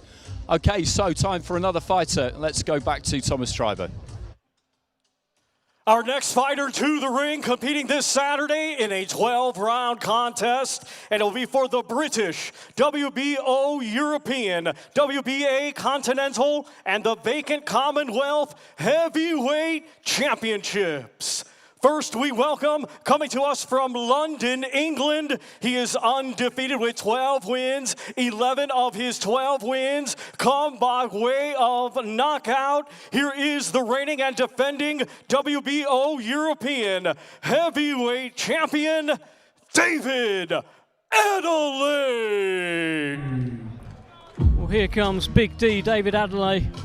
Look at the setup here. This is a public workout, and he's got like a Titantron behind him. This is WWE style for just a public workout, and David Adeleye does not look out of place, does he? He is soaked in every moment. I'll tell you, they kept him waiting up there a little while you were speaking to Steve Bunce, but he was taking it all in. He was feeling himself, Andy. And you get that sense from both of them, don't you? We were chatting to Fabio a few minutes ago, and he was as cool as you'd like back there, just, as you say, soaking it in and just enjoying the fact that they've got this stage to operate on. They're two very confident fighters. And as we said to him yesterday, he was out here in February, casting his eye over everything around that Jake Paul-Tommy Fury fight week, and that was very useful experience for him. I don't think it'll prove to be in any way the difference between the two, but I just love this fight. I love this fight ever since it was made. It was a little bit unfortunate, the roll around they had at the press conference, but having said that, you know, no real harm done in the end. It didn't jeopardise the fight. They're both here. As Steve said, they're both going to earn very well out of this, and the profile of the fight has risen higher as a result, and I can't wait to see this one. Oh no, this is one that has got the public's mouth watering. It feels like You win this fight, you are an unbeaten British heavyweight champion. You've got 3 other belts, including the Commonwealth. You've got WBA, great ranking with the WBA. You'll get a great ranking with the WBO. You become in the conversation for maybe guys like Joseph Parker, who we've been speaking to. Maybe guys like that. You start entering that frame. Not the very top table, not with Fury, not with Wilder, not with guys like that, not with Usyk. But there's a kind of strand below that these guys will start entering if they win this fight. Yeah, they've got some rankings between them, these two. Fabio's at 11 with the WBA. He's just made the top 15 with the IBF. David's at 9 with the WBO. So whoever wins will sweep those belts, which is great in itself, but they will also be pretty much in the top 10 with 3 out of the 4 sanctioning bodies, and that's a very good position to be in, because we touched on it earlier, and Andy reiterated it there, Andy Lee with Joseph Parker. We are kind of waiting, or fighters are kind of waiting for the belts to fragment, because for 5 years now, 5.5 pretty much, we've had a situation where all 4 have been held by 2 people. The identities have changed briefly at times, but all 4 belts held by 2 people. It's awkward because it makes it hard to get a title shot, and that could change relatively soon. Well, exactly that. And also, the winner of this fight, as you say, he'll have all those rankings, he'll have all those belts. They can both chat, they both look the part as well. And sometimes, when it comes to getting big fights, things like that help. You need to be marketable. You need to have something about you. I'm looking at David Adeleye in the ring now. He's dancing, he's moving, he's smiling, he's soaking it all in. In terms of ticking boxes, everything outside the ring, that's already been ticked. We'll find out on Saturday if he fully ticks it inside the ring. Yeah, of course. It's an all-round package, this sport. We spoke to Fabio about it yesterday, about the need to understand all facets of it. And you do need to understand it all.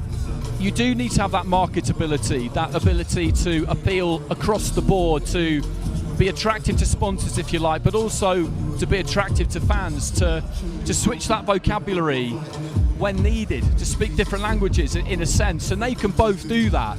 You know, I think that's what makes this, in a lot of ways, such an enticing matchup.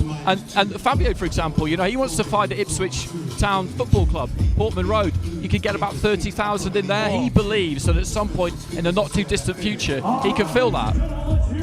Well, that is Big D, David Adeleye. We're going to have a chat with one of the men that has made all of this happen, Mr. Spencer Brown. How are you, sir? Nice to meet you. Nice to see you. Nice to see you. I mean, when this first fight first came around, this event, did you ever think it would turn out like this? No. I thought it'd be pretty close, but I've never seen anything like this. Have you? I haven't. Have you been in the main stadium? Not yet. Go in there, you will not believe it. It's not just this is not just a boxing match. This is the biggest boxing event I've ever seen. This is just the workout, Spencer, and it looks like a WWE event. This is ridiculous. I walked in here early and I thought, oh, this must be the main area. And then he took me into, and I saw all the dancing, and is it Baby, Little Baby? Yeah, I believe it's Lil Baby. People have been calling him Little Baby. It's Lil Baby. Sorry, Lil Baby. I just saw him doing the rehearsals. Right. Go and have a look. You can't believe it. They've done marvellous, haven't they? How did this happen, Spencer? Give me, sort of summarise it in a little bit for me. You're asking for some secrets there. Come on. I'll tell you a few. So I'll give you. Right, it was quite easy actually.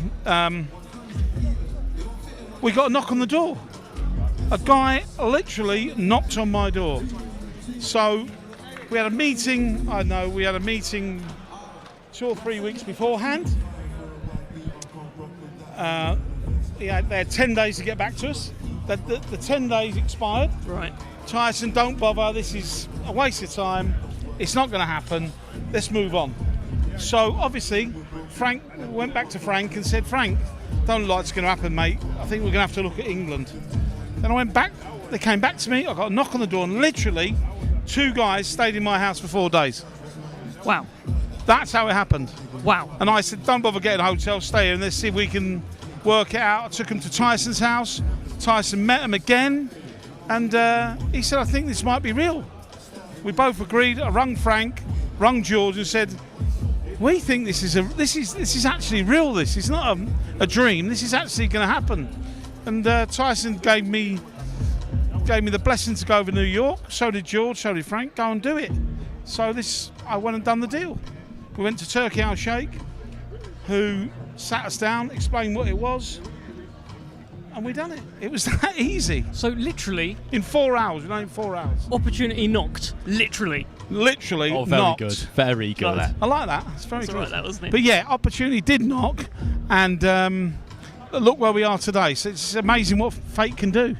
It's exactly that. And Andy, look, we were talking about the Usyk fight, right? It's sort of, look, it's no secret, Spencer. They put out posters and stuff. There's no secret anymore. No. But where is Tyson's head with that? Because it's not often, and it's not normally seen as like a positive thing for the fighter to have his next fight already scheduled, especially when he's got someone like Francis Ngannou in front of him. Well, it's totally unheard of. Look, it's going to be the biggest event we've ever seen, and I think obviously with it being on the 23rd of December, it's going to be a lot harder for people to get out there. But if you're looking to go to somewhere for Christmas, what better place? Driving down here, they've got fun fairs. You can even swim with dolphins here, just down the road there. So if you want to come here for a Christmas break, all right, there's no drink, but I don't think you need it. Give drink a break. Come here and enjoy yourself. They've got everything, and they're so polite. You know yourself. Yeah, absolutely. You've met the people. They're lovely. They open their hearts to you. They open their homes to you. Yeah. You know, so I just think it's been a real eye opener, isn't it? And you know, when Frank said this is a game changer, this is what he meant. This is a game changer. This is not something that's going to be a flash in the pan. This is going to be something that we're going to see for a long time. And I don't know how you're going to bet at this event, but I spoke to Turkey Al Sheikh last night. I think I'll find a way. Yeah, I spoke to him last night, and he actually said, "Don't worry, I've got something better coming." Oh. So I don't know what he's going to do. But How'd you get better than this, Spencer? Well, I don't know. That's the answer to you. But obviously, they've got something planned. They've got something up the sleeve. Oh, I can't wait to see it. Nor can I. And I think it's going to be a tremendous night. So buy the pay-per-view, because it's going to be unbelievable. It is going to be unbelievable. Yeah. It's been unbelievable hearing that story. A knock on the door, opportunity. A knock on the door, opportunity knocks, and we're here now with I don't know, and it just seems very surreal. And the Usyk fight was very easy to make as well. Brilliant, and we'll hear all about that, I'm sure, in the coming days too. In the next interview. Thank you so much for All joining right, us. nice to Spencer. see you, lads. Thank We're going you. to go back to our MC, Thomas Triber. Welcome to the ring, coming to us from Ipswich, England, undefeated with 16 wins. 15 of his 16 wins come by way of knockout. Here is the reigning and defending British and WBA Continental Heavyweight Champion, Fabio Wardley.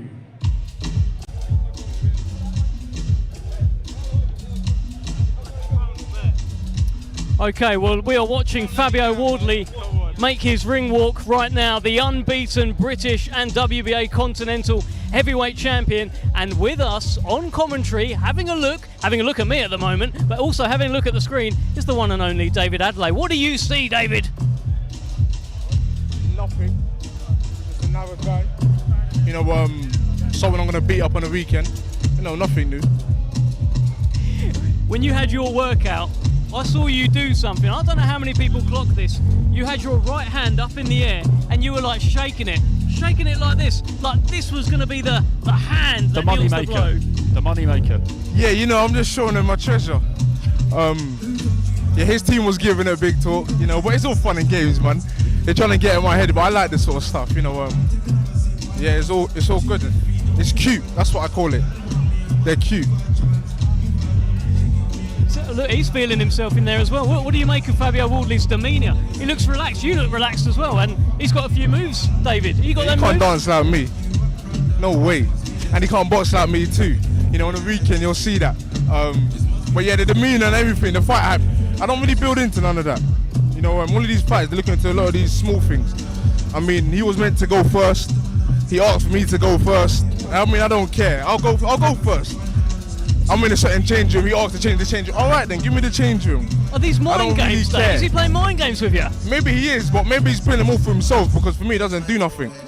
You know, I can see his team there.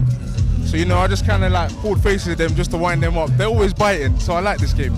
Yeah. I can see members of his team close by. I can also see plenty of security, which is good, David. Yeah, they're not there for me. I mean, they're there for his protection. Love that. I don't need no security, trust me. They're there for his protection. You all know that, though. So I'm curious, prior to this fight being made, have you two ever spent much time around each other? You've not sparred, have you, or anything like that, or found yourself in the same gym on the same day, anything like that?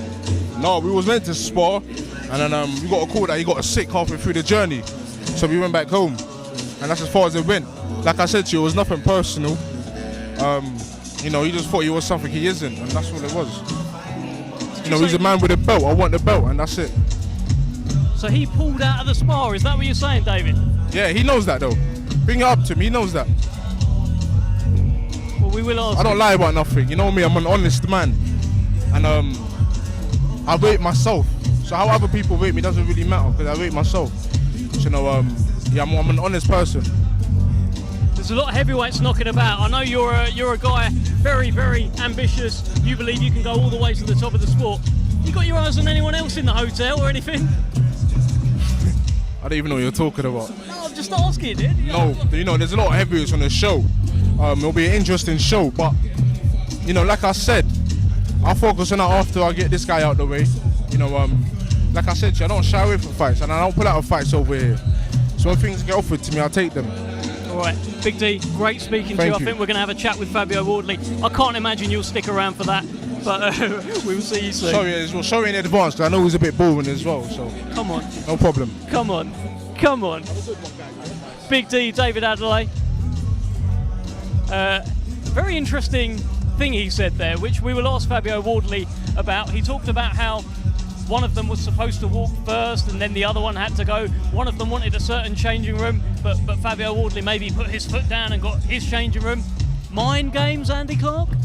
Yeah, of course. You expect that at this level of the sport, because if I'm Fabio Wardley, I'm standing my ground on all of that, because I'm the reigning and defending British champion. And he's got the WBA Continental, David's got the WBO ranking belt, the Commonwealth is vacant. But the main title here for us, we know what it is, it's the British title. So if you're Fabio Wardley, I think if I were him, I would regard it as being important that I was deferred to, basically, in those situations. I would want to choose. And as champion, you want to walk second, generally, don't you? You want the changing room that you want, all of those kinds of things. So, you know, it's interesting stuff, that. He's got a great relationship with his coach, Fabio Wardley, as you just saw there on your screen. He very nearly punched him in the face. And I've been in the gym with them where they've had sessions. They've got a great banter between them, but they can suddenly flick that switch and turn very serious very quickly and make sure they get their work done. Tonight's all about them having a bit of fun, though, isn't it? But I did see Rob did very nearly take one. He did, and that's a hazard of the occupation, isn't it? I think when you're a boxing trainer, I've seen it happen in gyms a few times. But they are a good combination. They've been together from the start. Robert's one of these guys who you could tell when you very first met him, all he wants is the best for Fabio. So he's happy for him to go to other gyms and do a little bit of work with other trainers, as he has been with Ben Davison, for example. Yeah. He's going to be the guy in the corner on the night because he knows him best. Yeah. And that's really important. But it's really important as well to have somebody, as I say, who just wants the best for you, who doesn't have that insecurity whereby he doesn't want you ever speaking to anybody else. That's how you let a fighter develop and grow. So I really like that about him, and I always have. Yeah, absolutely. And look, he's down in that Ben Davison gym quite a lot, gets to high quality sparring the likes of Alois Jr, unbeaten cruiserweight, who is a handful, an absolute monster. Oh, guys isn't he? Like that. Isn't he just? Oh, mate, he is a very, very watchable cruiserweight, and I'm sure he's giving Wardley plenty of work. I've seen Fabio Wardley sparring Moses Itauma, Moses Itauma spars everyone, so that's no surprise at all. But this is a guy getting around the gyms, sparring everyone, apart from David Adeleye, apparently. Well, we might get the other side of that. But I remember talking to Fabio about going out to spar Usyk, I think it was, and He was fresh. He was pretty green as a pro, and he went over by himself on his own. He just says, just send me a ticket, it'll be fine. Pick me up from the airport. So he went by himself, and I think Team Usyk, from what I understand, were really impressed by that. Yeah. The fact that somebody of his lack of experience basically was happy just to travel by himself and just see what he found out there. No airs, no graces. He was there to learn. Yeah. Not many people do that. Do you know what it is? It feels like he's just one of those lone wolves. The whole build-up to all of this, he seemed pretty much undeterred, unbothered. I think the word is phlegmatic. He's devoid of much emotion. He's pretty relaxed, isn't he? Yeah, he is. He is. That's his natural setting.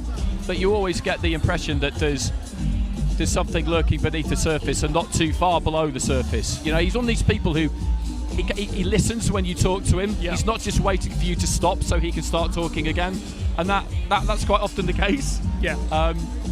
Sorry, I was just waiting for you to finish. Very good. Very good. I jest. But yeah, he's an intelligent guy. Yeah. I think they both are. They're both confident. And one of them is going to lose on Saturday, almost certainly. Yeah. But depending on the manner of the defeat, that will dictate what kind of a setback it is, really. Yeah. And remember, neither of these guys have been past 6 rounds, right?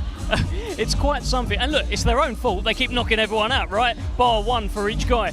So neither of them have actually been taken into those deep waters late into a fight where you do have to ask yourself a couple of questions. Have they skipped any runs? Have they actually got the tank that maybe they need at championship level? Maybe we're going to find out the answer to some of those questions on Saturday night. And we'll be speaking now to Mr. Fabio Wardley, who is coming in.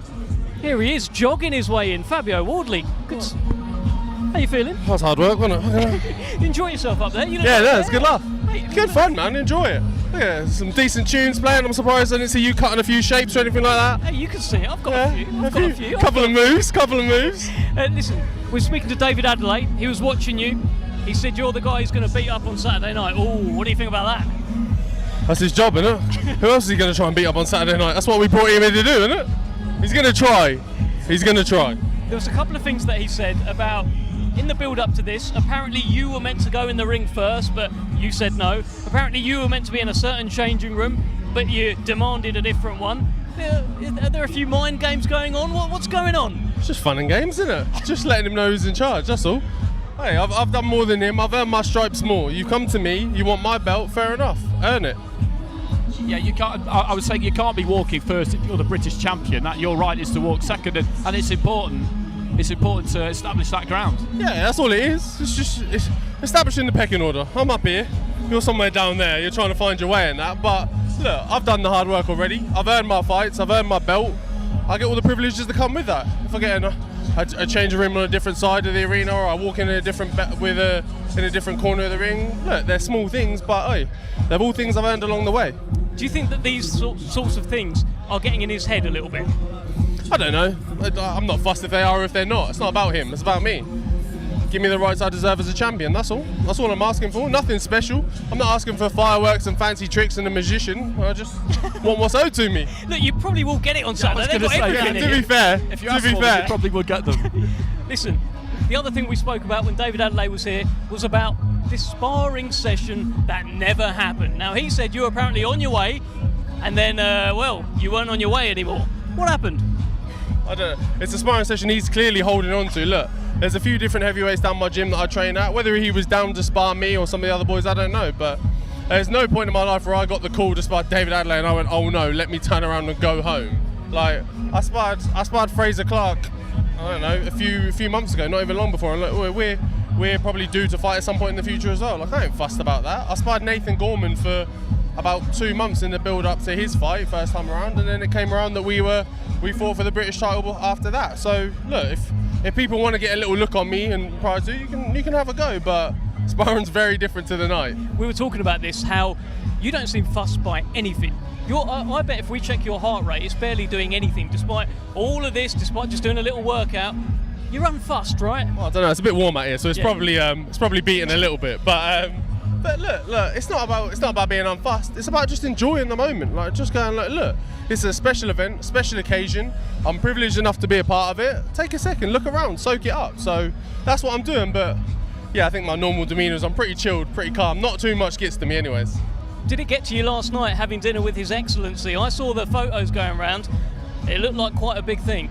I was there. I know. I was there as well, and I don't know if anyone was paying attention, but someone turned up a bit late, and His Excellency wasn't too happy. So that weren't me. Tell us your thoughts right now, as we are on the Wednesday of Fight Week. How you've been treated, how you've enjoyed it, and how you're going to deal with David Adeleye. Sum all of that up for me. In which order? In which Come on, order? Fabio. I've enjoyed it. It's been great. Yeah. The week's not over yet. There's still a lot more to get in before we get there on the fight night, and I've been treated fantastically. QP, all the team here, the Saudi team, and all the guys. Everyone's been brilliant. No one could be more accommodating. It's been a fantastic event. Something I've been really excited to be a part of. And Saturday night, after everyone's all done their bit, it's now time for me to do my bit and put on a show for everyone to have a watch. And that's definitely what I intend to do. Well, I'll tell you what, we can't wait for it. Thank you so much for speaking to us, Fabio Wardley. We are now going to go back to our MC, Thomas Schreiber.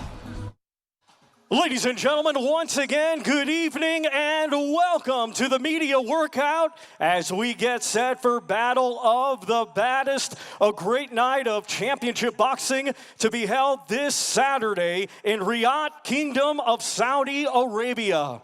We would like to extend a big thank you to His Royal Highness, the Crown Prince Mohammed bin Salman, and His Excellency, Chairman of the General Entertainment Authority of the Kingdom of Saudi Arabia, Turkey, Al-Sheikh. This great event is being brought to you by Sella, Frank Warren on behalf of Queensberry, Bob Arum's Top Rank Incorporated, and GIMIK. It will be televised live in the UK on TNT Sports Box Office, in the United States on ESPN Plus pay-per-view, and around the world in other territories on DAZN. Well, ladies and gentlemen, our main event this Saturday night, it is scheduled for 10 rounds. It is a WBC special event in the heavyweight division.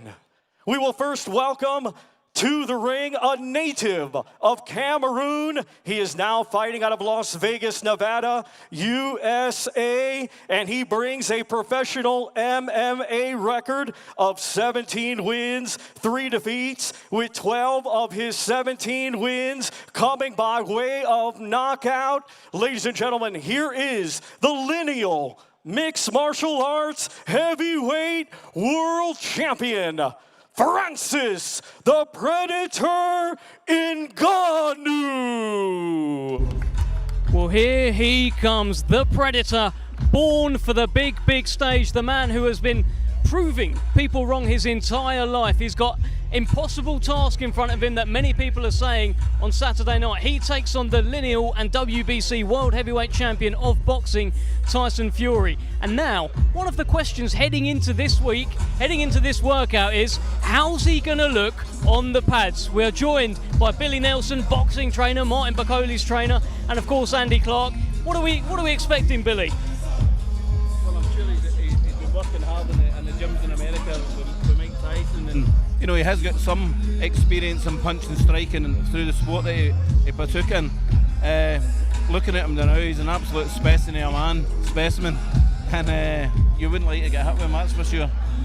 He's an absolute unit, Andy Clark. Look at him. Yeah, he is, and like Billy was saying, you know, he's got that kind of basis when it comes to punching. He told us yesterday he had that brief amateur career. I mean, it's about mechanics, isn't it, Billy, really? He's got the level of athleticism that you need, so if you had to teach Thor how to punch, basically, didn't you? So, and that's taking someone from scratch. So if you were working with someone like Ngannou from day one, what are you looking to get him doing? Just concentrate solely on the basics and perfecting the basics, mastering that, and everything else, and his instinctive fighting brain should kick in after that. Well, a big, big moment in the life of Francis Ngannou. He said that his first dream was actually to become a boxing heavyweight champion. He just stumbled into MMA. He wanted to be a boxer. But in France, where he was, they said, you're better off going the MMA route. And he went that route, and my goodness, did he go that route. Some of the knockouts that he's got, Billy Nelson, I mean, they would even make Martin Bakole proud.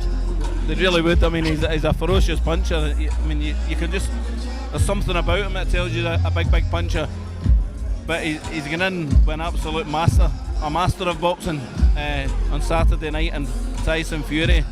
And, you know, I wish him well. I wish him all the best. You know, he's got the minerals to go in with him, so good on him.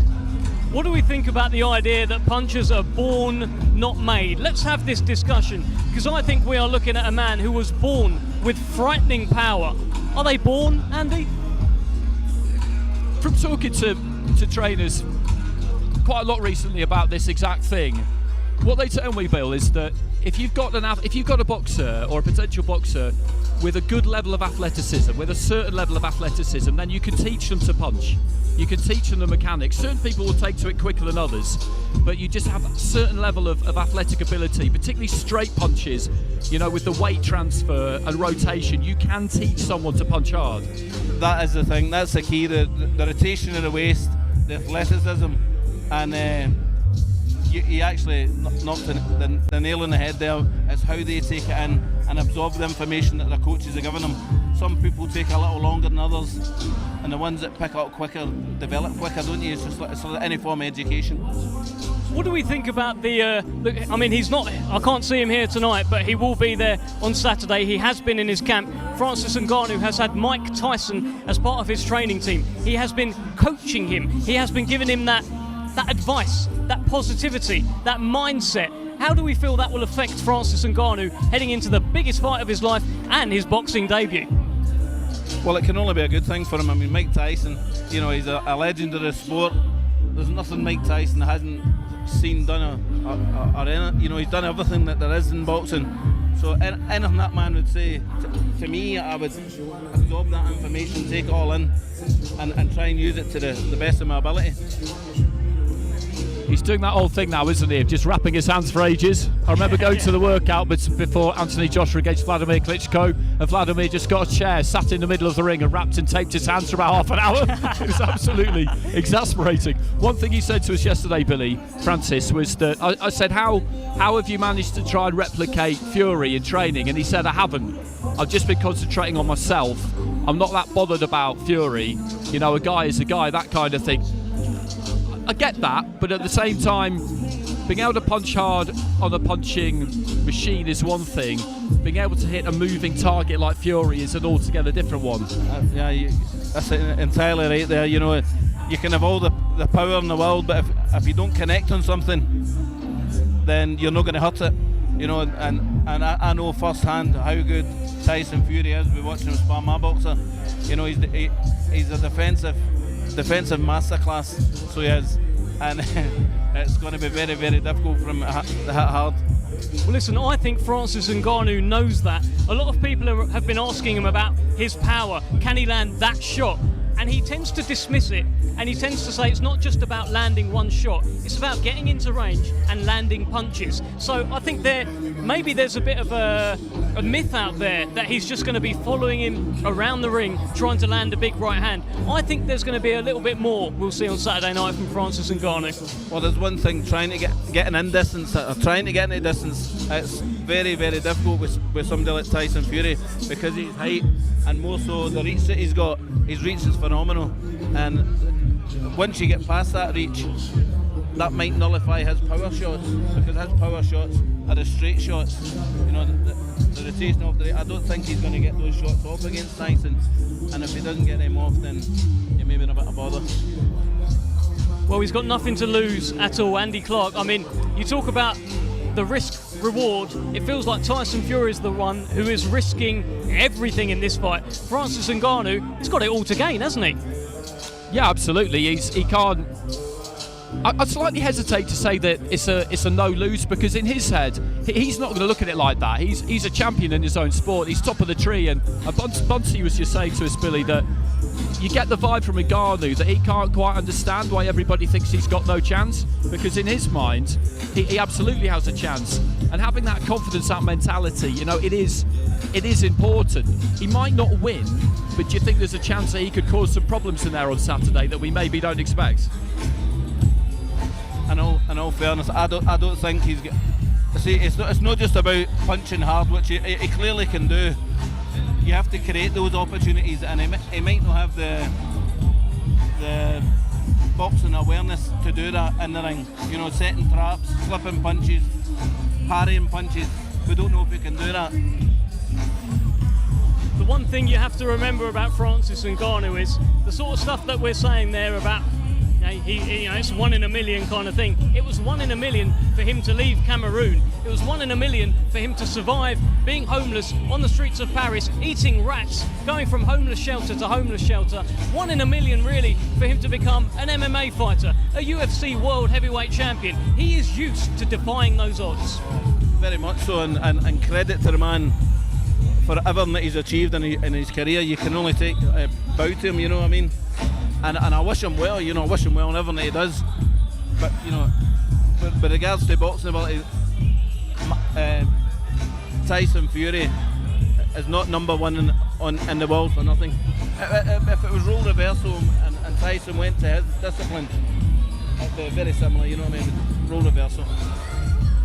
Well, he's making us wait, but we're going to see him let his hands go in just a minute. We were saying earlier on that when you see someone with real top-level power hit the pads, it makes a different kind of noise. It's that sharper explosion of air, that ping sound rather than a thud. I mean, you've been around this a long, long time. Who's the most explosive puncher you've seen on the pads or taken on the pads?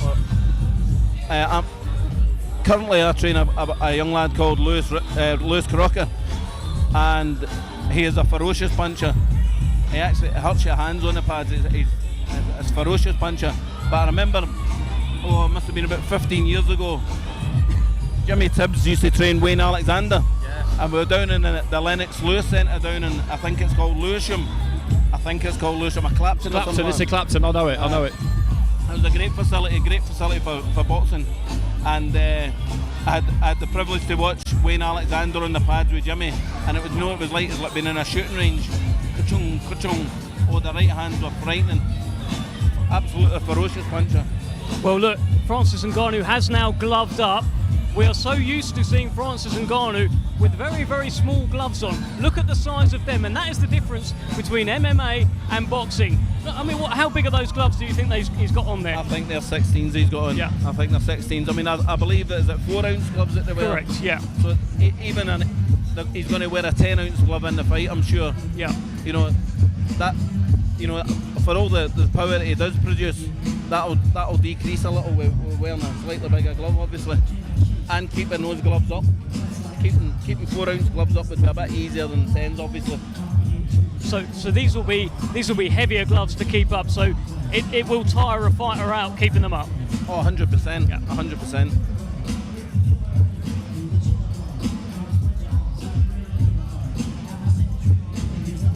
I can see why they're using the sticks to replicate the longer reach, which is a good tactic. Yeah, I guess they are replicating the long range, the jab of Tyson Fury. And I guess we're having a look at what Francis Ngannou can do with his headwork, right? With his movement. It looks good. It looks good. Good lateral movement. Elbows are a wee bit out, but very good. Well, here we go. Here is the pads that people have been waiting for.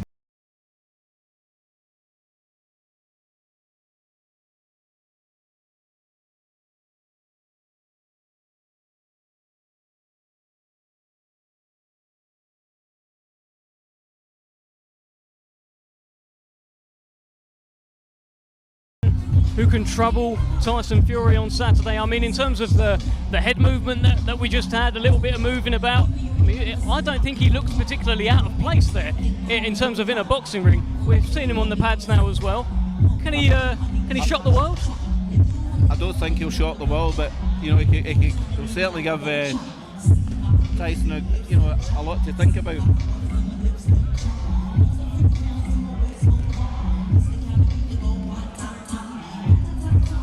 The old saying in boxing, the pads don't hit back.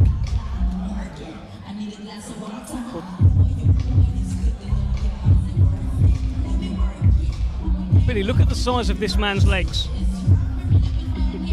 Big legs, yeah. The guy's an absolute monster. This is a... That's where the power comes from. Yeah, no, absolutely. And well done, cameraman, for zooming in. Let's get a little bit more than the calves, though. Give me a bit of thigh. Size of this guy, unbelievable. If you were cornering him on Saturday, Bill, if you were leading the corner, what would you be saying to him in terms of a game plan? That's a very difficult question to answer because I don't know his true boxing ability, what his strengths and weaknesses are. If he's a puncher, you've got to ask him to keep that head moving. He's got to keep the head moving no matter what, because Tyson Fury at distance will just ping his head, and once he gets his distance from his jab, then he'll just get that right hand, coming off. You know what it's like. Well, trainer Dewey Cooper is wearing something that Francis Ngannou was about to hit very hard, I'm sure.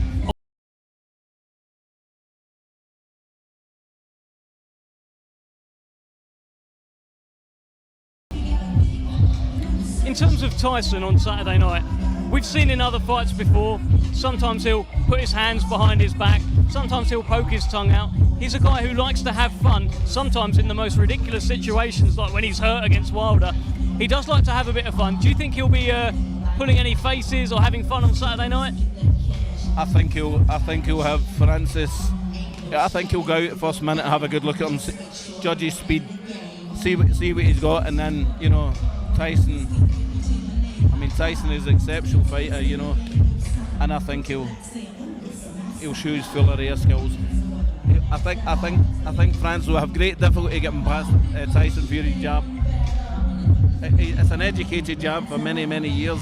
You just can't go in a boxing gym and have a jab like Tyson Fury's. You know what I mean? One thing I would point out is that I believe Tyson Fury in his career has been dropped by people who don't hit as hard as Francis Ngannou. You've got to remember, this guy that we're looking at right now is in the Guinness Book of World Records for punching harder than anyone else in the world. Tyson Fury early in his career has been dropped by guys like Steve Cunningham, Neven Pajcik in particular, and I don't think they hit as hard as this guy.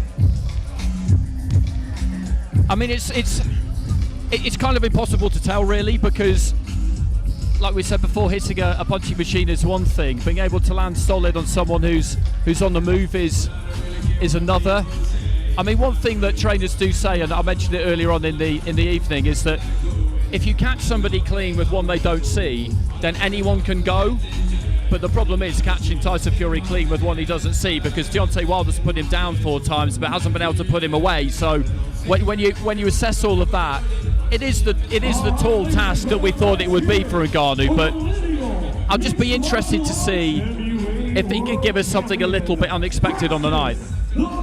What I would say, looking at him hitting the pads there, he throws a body shot with a very straight leg, and for a man that punches very hard, if he dipped his legs a little more, he'll generate a lot more power. But watching him with 16-ounce gloves on, he's got reasonable hand speed.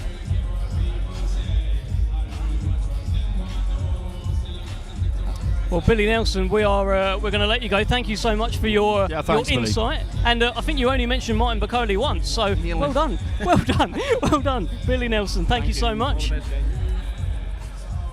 Well, that was the insight of a boxing trainer, Billy Nelson. What do you make of what you're watching right now, Andy Clark?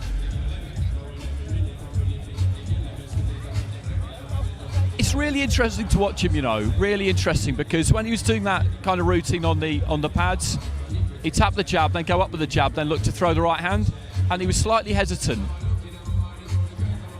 I think he's aware really that this kind of stage he's on at the moment, he's kind of feeling his way a touch, and that's always going to be the case when you've not been at this all that long, because swapping over to boxing from MMA would be like doing it the other way around. And what could we realistically expect Tyson to achieve if he stepped into the octagon? Hey, listen, if you ask him, onto Ngannou's home turf. I know what he'll say if you ask him, but he's not.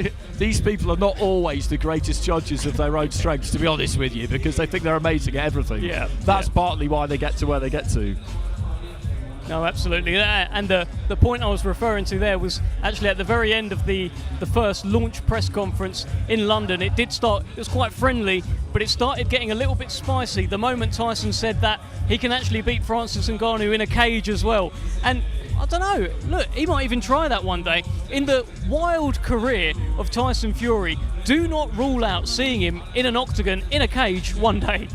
No, I mean, I wouldn't rule it out. You wouldn't rule anything out with him. He's the kind of character who seeks new experiences, but I would advise against it for exactly the same reason that this is going to be very hard for Ngannou. That would be extremely hard for Fury. It just would. And boxing it's kind of amazing how in these crossover events, kind of we get to, our game, our rules. That's how it generally turns out, isn't it? But I've got all the respect in the world to him for doing it. I know he's going to get phenomenally well paid for this, but when you get to that level of the sport, yes, the money does matter. It's always important because you want to get paid what you're worth, and we're talking about money here that could be life-changing for future generations of Ngannou. But at the same time, you're in there for the glory and to win. That's what you're there for.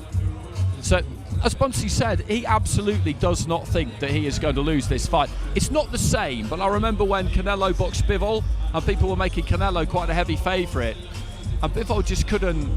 He literally couldn't understand it. Like, why are you all mad? Like, why would you think that? Yeah. Like I say, it's not the same, but Ngannou has got that champion's mindset where, in his mind, he is going to win. Well, we are about to speak to the man they call the Predator, an absolute unit of a man, the one and only Francis Ngannou. Francis, how are you, sir? How are you? Good to see you. Your face too much. I know. I'm everywhere. Please. Well, so you've seen my face everywhere, but I tell you. Can somebody help me with my gloves, please? Have you? How do those gloves feel? Huh? How do the gloves feel? Feel pretty good. Yeah. I love them.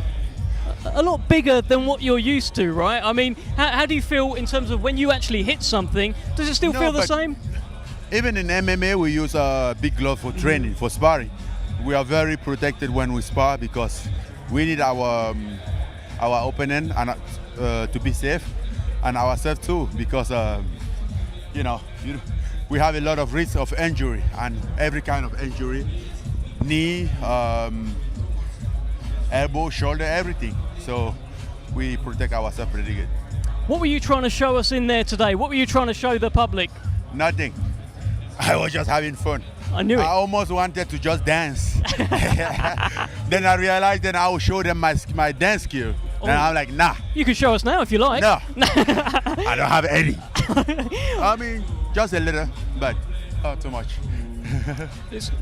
No, you don't want to give too much away, do you? It's what I wonder is, do you feel that in the build-up to this you've been shown the respect you deserve by the boxing community, or do you feel, we're boxing people, do you feel that in general boxing has not shown you enough respect?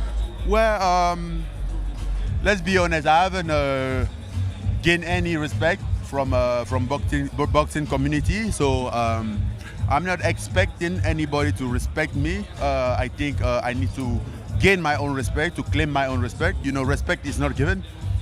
You don't just walk around and demand for people to respect you for no reason. I think respect is earned, and I'm gonna earn my respect, whether it's in the boxing community or in life in general. That's my goal, to earn my respect.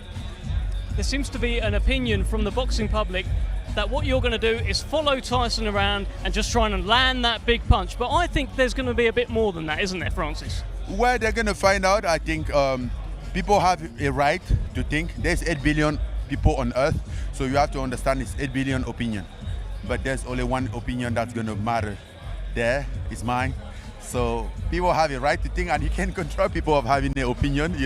Yes, I'm going to fight, and if that big shot comes, yes. If he doesn't come, I really intend to fight properly. You've spent your whole life making the impossible possible. Is it possible for you to beat Tyson Fury on Saturday night? Everything is possible. Everything is possible. Otherwise, we wouldn't be here.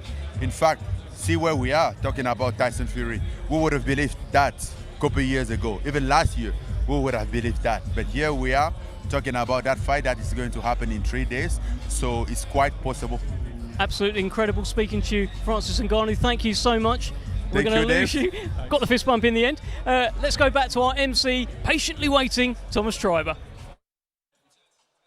And now let's welcome to the ring the heavyweight sensation fighting out of Morecambe, England. He brings an undefeated record with 33 wins, 1 draw. 24 of his 33 wins coming by way of knockout. He is the lineal boxing heavyweight world champion and the reigning WBC heavyweight champion of the world, known as the Gypsy King, Tyson Fury.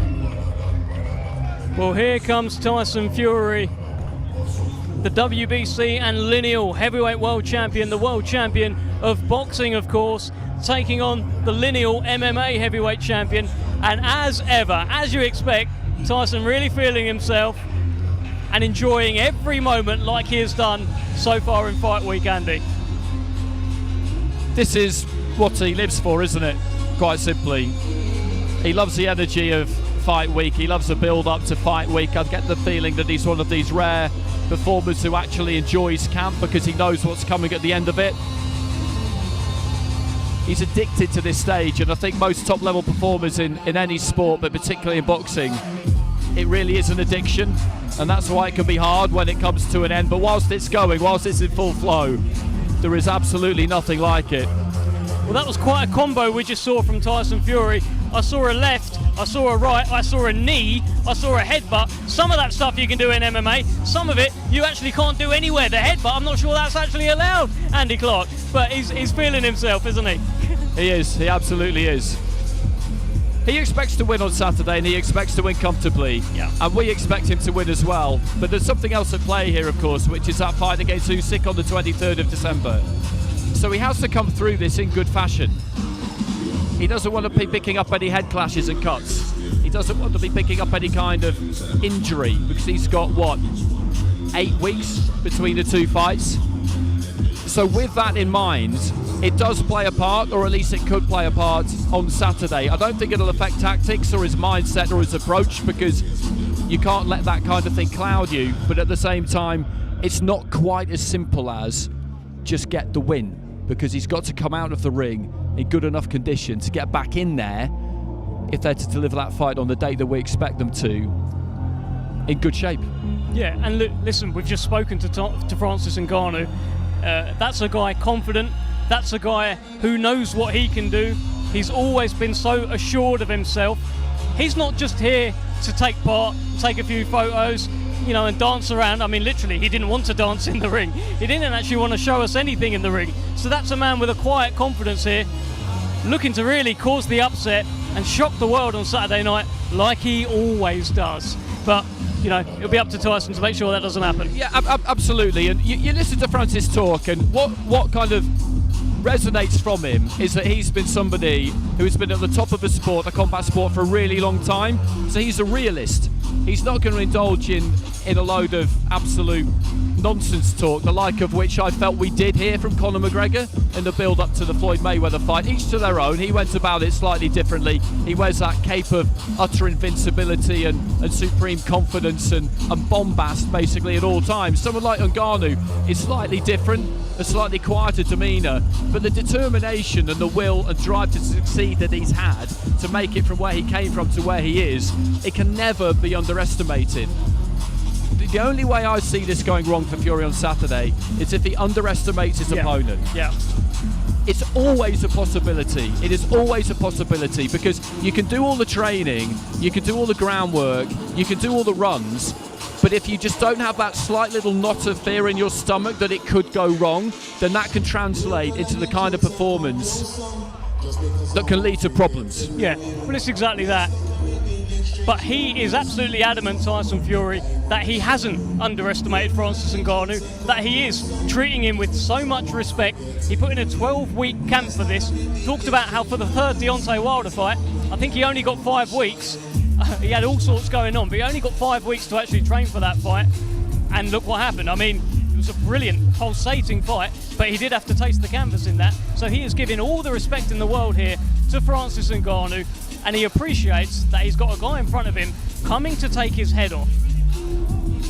And I think as well that what's at stake here, that 23rd of December date potentially, that should serve to be enough in terms of motivation to guard against a lacklustre display or committing that cardinal sin of underestimating your opponent. So if that date wasn't there and wasn't set, and it was maybe sometime next year, or that deal hadn't even been done or really spoken about, then I think that would be a little bit more of a factor potentially. But as it is, I think we're pretty safe from that. Well, we are joined by Mr. Tommy Fury, the KSI conqueror, the Jake Paul conqueror. How you feeling? I'm feeling good, mate. I'm happy to be in Saudi again. I mean, obviously, I'm not fighting Jake Paul. It's Tyson's show. So, yeah, I'm happy to be here. I'm enjoying it, loving it already. What an atmosphere. What an atmosphere. And look, as a brother, that's your brother there, right? You must be beaming with pride that he is able to do a fight like this. He's fighting Francis Ngannou, a massive crossover fight. He's really a man at the top of his game right now. Yeah, definitely. I mean, this is a massive, like you said, a crossover fight. I'm used to them now. But what an atmosphere. I mean, that's what this is to me. This is an event. As far as the fight goes, it's Tyson's fight. He's going to dictate everything in there. I think, most people know that. It's Francis' first boxing fight, and he's fighting the best to ever do it. So it's a very big ask, but I just genuinely think whenever Tyson wants it to be over, it will be. But he is taking it seriously, isn't he? That's what it seems like. We've seen at the launch press conference, he was bigger, he was heavier. Looking at him today, he's in good shape. It looks like he's taking it very seriously, Tommy. Yeah, definitely. I mean, he's put in more weeks of training than he did for Deontay Wilder. That just shows what you're dealing with right there. These guys who are not traditional boxers, they're harder to fight than traditional boxers because you don't know what's going to come. We don't know what Francis is going to do in there. He's never had a fight before. How do you prepare for someone like that? So he's very switched on. This is the sharpest I've ever seen him. I think he's going to go out there on Saturday and put on, a dominant performance, as we all know he should, but he's going to enjoy it and he's going to give every paying customer the value. Well, listen, you can actually give us a bit of an insight into that in terms of fighting someone. When you're fighting a boxer, there's only a certain amount of things that they're going to do, that they've been taught, that they've been schooled with. When you're fighting someone who is only just coming to boxing, like a KSI in your case, like a Francis Ngannou in Tyson's case, it can be a bit awkward, Tommy. Yeah, it's horrible. I mean, as you've seen with media of the week, KSI was doing star jumps in the ring, he was running around, he was hanging on to me, he was doing everything but box. So, these guys, they're hard to prepare for, but Tyson's a veteran of the game, and, Tyson will adapt in there. To whatever Francis comes, Tyson will adapt. And I'm pretty sure, my verdict for the fight is, I think Tyson stops Ngannou. I do think he can get it, if he wants to, under 4 rounds. One thing we were saying that's quite interesting about this too is that with that 23rd of December date in mind, he needs to win and win clean, as in no head clashes, no cuts, no injuries, and that's a slightly different aspect to a fight. Yeah, definitely. I mean, at the end of the day, I think if the Usyk fight wouldn't have been there in December, he might have, got the rounds out, had a play about, played up for the cameras and whatnot, but you don't want to risk anything, especially with a massive unification fight looming. So I think now the fight in December, I think if he can get it done in 1 round, he'll get it done in 1 round. Because the last thing he needs, 8 weeks before the biggest fight, is a cut, is a niggle, is an injury. So I think he's going to go in there and he's going to look to get it done early. Well, he is the second Fury to fight in the Kingdom of Saudi Arabia. It looks like this is where you guys fight now. Yeah, definitely. I mean, I want my next fight in Saudi. I love Saudi Arabia. They treat us like kings every time we come here. And it's just absolutely amazing. Who wouldn't want to fight? I mean, look at the atmosphere. It's absolutely crazy. Yeah. It's been a fantastic week so far. And Andy, just to confirm, we're not expecting any star jumps from Francis Ngannou on Saturday, are we? No, I don't think so. I don't think so. I don't put Francis Ngannou and KSI in the same bracket. Neither would I, definitely not. I'd rather fight KSI every day of the week than Francis Ngannou. Just one question about Tyson's weight. It's always seemed to me that with heavyweights we get obsessed with their weight to a point that isn't really that useful. Am I right in thinking that he's a kind of character who, if he wants to manipulate his weight on the day, he can do it quite easily, just in terms of what he chooses to eat and drink or not eat and drink that day, and just he can mess with us a little bit if he wants to? Yeah, I mean, the heavyweights, heavyweights are heavyweights for a reason. They don't need to focus on weight. Tyson's boxing at a weight he feels comfortable at, and there's no need for him to get down in weight, there's no need for him to gain weight. Whatever he feels comfortable at during training camp, that's what he'll fight at. But, his weight's bang on, he feels amazing, so roll on Saturday, we're all ready to go. He's talked about having 10 more fights. I mean, it was only like this time last year he was talking about retiring. Do you think he's serious? Do you think he wants 10 more fights, Tommy? Listen, Tyson changes like the wind, I don't know. You just got to enjoy him while he's here, because I know he's the best to ever do it. And when he's gone, he'll be very missed, because who else is doing these sort of shows? Nobody. He's at the pinnacle of the sport. He's been there for a long time now, and everyone needs to enjoy it and witness the greatest while he's here, because I think Tyson will only get his true respect when he's gone. What is it about him that makes him the best heavyweight in the world? What has he got that the others haven't? He's got everything. He's got size, speed, movement, power, range. He can box orthodox, southpaw. He can fight going forward. He can fight going back. You know, no other heavyweight on the planet has the full package, and that's why Tyson's the best. And he's going to prove that on Saturday, as he should, and he's going to look good doing it. Sounds like quite a tall task for Francis Ngannou, Tommy. It's a tall order, but at the end of the day, you know, I'm sure Francis is having a whale of a time. I mean, you know,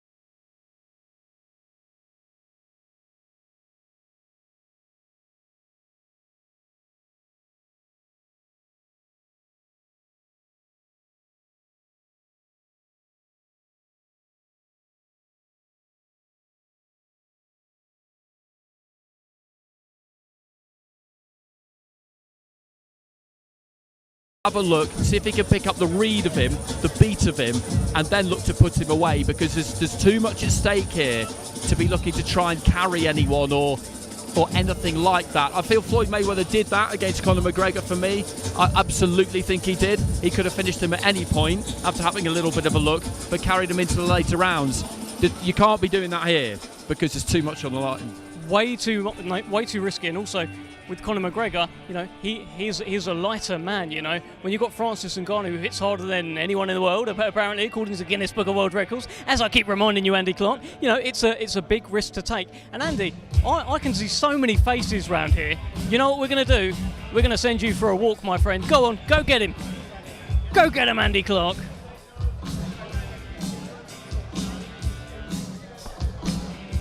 Okay, so there are plenty of people wandering around ringside. I just need to see if there's any particular direction I should go in here. I'm just skirting across the right-hand side behind the banks of photographers over to the corner of the ring. One of the Fury brothers just sitting away to my right-hand side. Joseph Parker milling around, Andy Lee as well. So I'll just head down towards the corner, and lots of dignitaries as well. Lots of dignitaries. Okay, I'm being ushered this way. We're taking the long way round, the long route. Solomon Dakers, good to see you. See you again. How are you enjoying the atmosphere? It's lovely, man. It's, you know, look at it. Great production I've got here. it's next level, man. It's good that it's nice and warm on the evening. So have you been part of Team Fury during the build-up? Yeah, I've been, you know, in the gym sparring in Morecambe, you know, for the last 4 weeks. You know, getting down and dirty, doing the hard yards. Yeah, man, we're working hard. And how have you enjoyed it? Yeah, it's been a good experience for me. You know, the sparring first and foremost, you know, is what it is, hard work. And then coming over here, you know, you get to enjoy things like this, great atmosphere, great production, you know, and I'm just soaking it all up. And we were just talking about the fight itself, and we all know that Fury is a massive, massive favourite. Full respect for Ngannou for taking him on his own turf. But he cannot, firstly, underestimate him. I don't believe that he will. But secondly, he does have to try and win this fight and win it clean without any mishaps or injuries because of the date that's looming. And with all of that in mind, you know, it's going to be a seek and destroy mission, you'd imagine. Yeah, definitely. I mean, he's prepared for this just like it's any other, you know, top world title contender. You know, we've been sparring hard, doing the rounds, 12 rounds, you know, 15 round sessions. He's not going to take his eye off the ball. He knows with these guys that are not boxers, they can be awkward, they can be tricky, and he's got power, you know, he's a massive heavyweight. So, you know, he's going to be very switched on in there, but I don't think he said himself, if he gets caught, if he gets hurt or whatever happens, he's got to win this fight. Don't matter what's in the future, he'll do what it takes to make sure he puts on a performance here first and foremost. Okay, just before I let you go, you're the reigning English heavyweight champion currently, so you'll be very interested in the fight between Fabio Wardley and David Adeleye for the British and Commonwealth. Yeah, definitely. You know, I'm here. You know, my eyes are really on that fight, to be honest. The winner of that fight, I want to be the next one in line there, because I believe that British title something I can take in my next fight, you know, after that. So, got my eye on that very, very closely. Okay, thanks very much. Always good to catch up with you. Okay, so I'm just being marshalled into a seat next to Shane Fury. Shane, you're a veteran of these big fight weeks now. Has this one been any different to others? I think it's the press-wise and everything else. I think it's been much bigger than what we've ever seen, I believe. But you're looking at, in my opinion, probably the greatest heavyweight in history. Might be a bit biased, but even the haters, he's there for an argument, isn't he? Look at the way we can move. He's 20 stone now. Come on, unbelievable. Do you feel like he's reached the peak of his powers yet, or is there more to come? I don't know. At 35, how much more is there to come? We're realist. 35. He's not showed no decline yet, but at 35, he might go overnight. But at the minute, through the camp, he's done everything what's been asked of him, and done it well as well. Well, it's an incredible ride that he's on, and he continues to take us on it. I mean, the second half of this year, the Netflix series, this, and then the date looming at the end of the year, I don't think anyone's really had a run like that. No, he is a big star at the minute, isn't he? But he's had his ups and he's had his downs, and I think it's all developed and it's all made what he is now. It's built the character. All the negatives and all the positives has actually built the character what you're seeing at the minute. Okay, Shane, thanks very much. Cheers, mate. Always a pleasure. So I'll just slide along to my right-hand side and just sidle in next to Big John Fury. John, like Shane, you're a veteran of these fight weeks, of these build-ups now. Has this one been any different? No, it's been a marvellous occasion. It's exceptional, magical. But when you look at the man performing there, just moving around the ring, you can use his class, you know. I've no doubt in my mind, you know, what's going to happen, but, you know, it's a spectacle again. But you never know in boxing. It's the strangest game in the world. But you're looking at the best heavyweight in the last 50 to 60 years. And the way he's moving around there now, I'm not a bit worried, to be honest with you. No. I mean, is there any kind of apprehension at all about Saturday? Because with the potential date of the 23rd of December in mind, I've been saying this to people the last 20 minutes or so, he needs to win and emerge completely unscathed, doesn't he? No cuts, no bruises, no nothing. Well, yeah, the thing is, though, we're only looking at Francis Ngannou. Like I've said to him, concentrate on Saturday night. As far as we're concerned, the 23rd is not existing till after this Saturday night. Ngannou's got to be dealt with. He's got to be 100% focused, because all these men bring one thing: bombs. And if they land, it can be over. So he's got to focus on what he's got to do. We'll talk about the 23rd after Saturday. Okay, thanks very much. Thanks very much. Thank you. I'll just weave back around to my left-hand side. I'm being shepherded towards the far side of the ring. Lots of people all on their feet round ringside, trying to get a view of Tyson Fury in action. He says he wants 10 more fights, but you just never know when you might get the opportunity to see him again, potentially. Took a good while to get his hands wrapped by Sugar Hill and get gloved up, but now just getting his gloves removed down at ringside, just nodding his head, moving those shoulders. And Sugar Hill, of course, in addition to the team after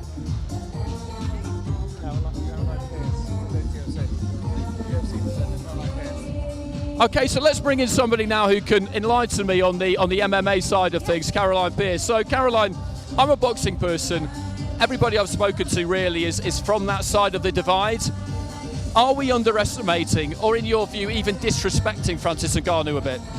I think a lot of people are, actually. You look at Francis Ngannou and he is the hardest hitter out there. I mean, we've seen the way he's floored people like Alistair Overeem within the UFC, Stipe Miocic. I mean, these are the best of the best within our sport. And I think even he's got the Guinness record in terms of hardest hitter. I know Tyson Fury hasn't been measured, and you know he can't really say that he's going to hit harder than him. But we're going to see. But with Francis Ngannou, from where he comes from Cameroon to Paris to where he is today now in Vegas, where he trains. Actually, just tell us a bit about that, because the drive to succeed for someone like him, for a great champion, is absolutely huge. He's quite, I wouldn't say softly spoken, but he was quite phlegmatic when we spoke to him, but he's been through a lot, hasn't he? He has, and I think in his mind, if he can survive what he survived to get to where he is today, he can do anything. And that's what he believes. And I just spoke to him a moment ago, actually, as he came out from this open workout. And I said, what's been Mike Tyson's advice to you? And he just said, Tyson Fury is just a man. Any man can be beaten. And my opinion is, I think Francis, don't necessarily try to box Tyson Fury. Go out there, make it awkward, make it uncomfortable. When you haven't fought an MMA fighter that boxes differently, there's a case to be made that those punches are come at you from different angles, and Tyson Fury has acknowledged that himself as well. So I think Francis has to use what he's got, what's different about him, and if he can land, he can knock anybody out. Okay, thanks very much. Thanks very much. Nice insight there from Caroline Pearce. I just pounced on my old pal Ziad Mayouf, who we spoke to yesterday again, the leading light of Saudi pro boxing at the moment. We've seen you a few times over the last few months. You're nice and close to the ring here, having a look at Tyson Fury. Is he a fighter you particularly admire? It's just something you never get used to. Tyson Fury has always been an idol of mine, and I grew up watching him on TV. And for him to be in Saudi Arabia in front of my eyes right now is something, if you would have asked me 5, 7, 8 years ago and you told me would it happen, I'd tell you it's impossible. But anything is possible, I guess, in Saudi Arabia now and today. Okay, Ziad, always good to see you. Always good to see you. Okay, let's just have a little bit more of a scout around. I think I might have run out of gas at ringside here just for the moment, so I'll slide back in behind the desk with Dev. Unless I've missed anyone out, I don't think I have. Everybody thronged around ringside, Dev. I thought you was going to have to kick off there. He gave you a bit of a second take. I thought, are we going to see the fist fly of Andy Clark? But thankfully not. You've left it to the boxers. Well done. No, it's always good fun. It's good fun roaming around, because there's people who turn up at ringside during fight week, during fight night, who you don't necessarily expect to see, and that's another aspect about Saturday, isn't it? The list of names that we've been hearing who are going to be there in attendance it's something else. Yeah, I mean it's unbelievable. It's everyone who's everyone. Do you know what I mean? It's a case of some of the best heavyweights ever will actually be here watching this. And hey, you may be looking at one of the best heavyweights ever. I think you are. He will tell you that he is the #1 heavyweight of all time. I've seen interviews with him this week saying that he doesn't believe anyone can beat him. And I think we're getting a bit of an indication here. We saw him do pads orthodox. We saw him do pads effortlessly in southpaw as well. 6'9", 270, 280 pounds. A nightmare to fight for any heavyweight. Yes, and that's always been the thing with him. And what's been really interesting about the last few years is not just been the comeback, which was incredible really, but it was a stylistic shift after that first fight against Wilder. I'll be honest, I thought he took that fight against Wilder the first time around as a cash out. I think he'd had the first couple of comeback fights. He maybe felt it wasn't really there anymore, or he didn't really know if it was there anymore, and decided that he needed to take a big one for big money in case he lost to a lesser name in the meantime, and then that fight would disappear. And I was totally and utterly wrong. And sometimes being wrong is the best thing, because this sport has a way of surprising you, and sitting up late tonight watching that was incredible. Watching him get off the canvas in the 12th round was absolutely extraordinary. And off the back of that, you felt like he would think, well, I so nearly beat him coming back in from the cold. I just need to box like I did again, have some better judging at ringside, and I can beat him. But instead, he decided to completely change style, change trainer, told us he was going to go out on a seek and destroy mission. I didn't really believe him, and then on the night, he absolutely battered Deontay Wilder. It was, again, it was quite something to see, and that's how he's gone about it since. Yeah, he absolutely has. And in terms of that first Deontay Wilder fight, I think sometimes, just like in boxing, as we see him bad up Sugar Hill there, sometimes it's all about timing. Tyson Fury spent so long out of the ring, had a couple of warm-up fights. He was really a sleeping giant in the heavyweight division. The guys at the top were Deontay Wilder, they were Anthony Joshua, but they weren't fighting each other. An opening opened up. Tyson Fury was there, he said, I'll fight him, and he walked right towards the fire that is Deontay Wilder. And hey, over 3 fights, he most certainly put that fire out. I think he's proved his worth in terms of that trilogy will be remembered for decades and decades to come. It will. I was at the third fight at the T-Mobile in Las Vegas, and it's the best fight I've ever commentated on, and I'm not sure I'll get a better one because of the way that it toed and froed. To have a truly great fight, it has to go one way and then the other. Wilder started fairly well, I thought, getting on the jab. He was heavier for that fight than we'd seen him previously, but then he got put down, and you thought to yourself, okay, here we go again. And then in the next round, he got up and put Tyson down twice. Yeah.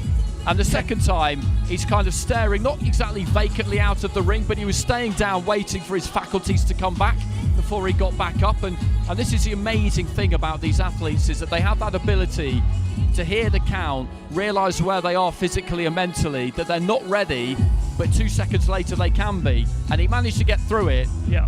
And then just took over again. But right the way up until the very end, Wilder was capable of hurting him. He did hurt him towards the end of the 10th, I think, before really in the 11th, Deontay Wilder collapsed through exhaustion. And I had enormous admiration for him that night, because to come back and fight the way he did after what happened to him in the second fight, we talked about it with Joseph Parker earlier on, Wilder showed us that he has got that dog.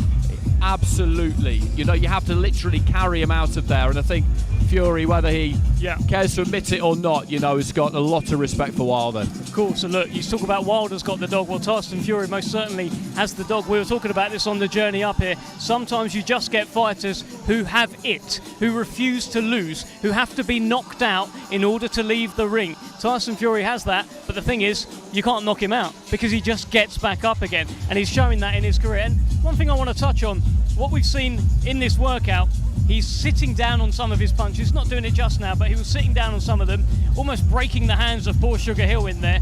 And I guess that's the new style of Tyson Fury, the one that boxed Vladimir Klitschko back in 2015, fleet of foot, moving about, boxing moving. It feels like we don't see that guy anymore. This is now a 20-stone destroyer. Yeah, exactly.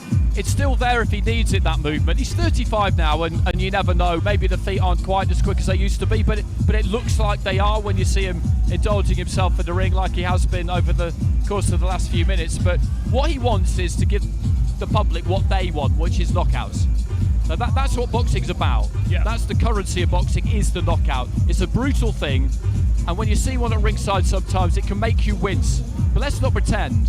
We come to boxing because we want to see people get knocked out. Not all of the time, because it would lose its value, but every now and again you see a thunderous knockout, and there is nothing like it. The adrenaline shot that goes around the ringside is absolutely wild. Yeah. And that's what he wants. That's what he wants to give people. Well, that is now what he is delivering. He is on a streak of knockouts. Of course, Derek Chisora was just stopped. Before that, Dillian Whyte was just stopped. Deontay Wilder has been stopped twice. He keeps knocking out, and at a very good level as well. In terms of knocking out Deontay Wilder, we've talked about how hard that was. And he does it on the big stage. Look, he's enjoying himself here as well. If ever there was a man born for this stage, I think we're looking at him, Andy. It is Tyson Fury. It is. You get all sorts of different personalities in boxing, different kinds of confidence.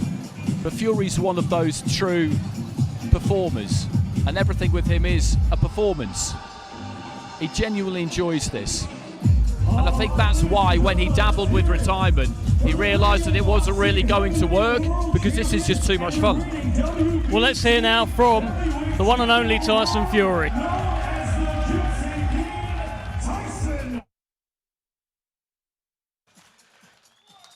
Tyson, what would you like to say to all the great boxing fans watching around the world? Are you ready for a war? I'd just like to say to everybody as well, thank you for turning out to see me tonight in the great kingdom of Saudi Arabia. What a place. How about this? I'm on fire. I feel fantastic. I'm 35 years young, and I'm ready to knock a motherfucker out. Get up!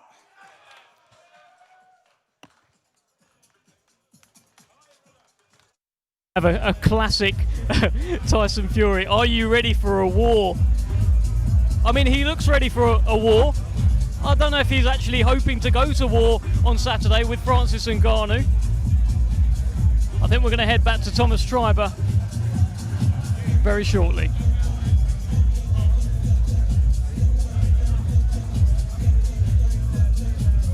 Well, we're hoping to grab a quick chat with Tyson Fury. Once he's done here, he's worked up a bit of a sweat. A nice little workout for him. We talked about how Francis Ngannou didn't want to show anyone anything. Tyson showed us a little bit, right? Yeah, I think so. With someone like Fury, we know what he can do. Basically, we know that he can do everything, and that's not just trying to flatter him, that's just a fact. He can do it any which way. He's demonstrated that, so he can get up in there, and there don't need to be any games. He doesn't need to try and play with anybody. If anything, he could try and intimidate his opponent by showing him the full array. Yeah. If Ngannou's stuck around to watch this, just looking around, I don't think he has. I don't think he would really feel the need to be honest. So whilst Francis Ngannou, as you say, didn't want to show us too much, Fury could just get up there and enjoy himself, and that's exactly what he did. Well, he's a man who's enjoying himself. I wonder how the press conference is going to go tomorrow. At the launch press conference, as I said, it was quite respectful, it was quite cool, quite calm, until Tyson Fury started talking about how he could beat him up in a cage. So I wonder if the press conference tomorrow will pick up at the same kind of pace that the last one finished. And if we start talking about cage fighting, cage duels, well, Francis Ngannou might have an awful lot to say about how he would deal with Tyson Fury, let alone in a boxing ring, which he intends to do on Saturday. I think Fury's the kind of guy, basically, whatever context he's in, he wants somebody to come back at him. He wants a tussle. You know, he wants a verbal spar if that's all that's available, which is all that will be available to him tomorrow. He wants you to give him something and to entertain. And, you know, we talk about dance partners in the ring, but outside the ring you need them too. And I do feel like the best way to deal with him is to just turn in your dance card and walk out the door, because if you try and tangle with him on that setting, you're not going to win. You're not going to win. You're not going to win. Wilder knew that by the third fight. Put headphones on. He opted out. Dillian Whyte knew that, so he never turned up for anything. I understand it. It's smart, but that's not what this event is. Yeah. That it is required of Francis Ngannou to fulfil all his obligations, and there was never any potential for him not doing so. As for how he handles Fury, maybe he'll find him easier than most, because, as I say, he is at the top of the tree in his own sport. Well, Tyson Fury is orchestrating here a big team photo. He looks pretty happy with how it's going. He takes his place. He takes a pose. Let's get some snaps.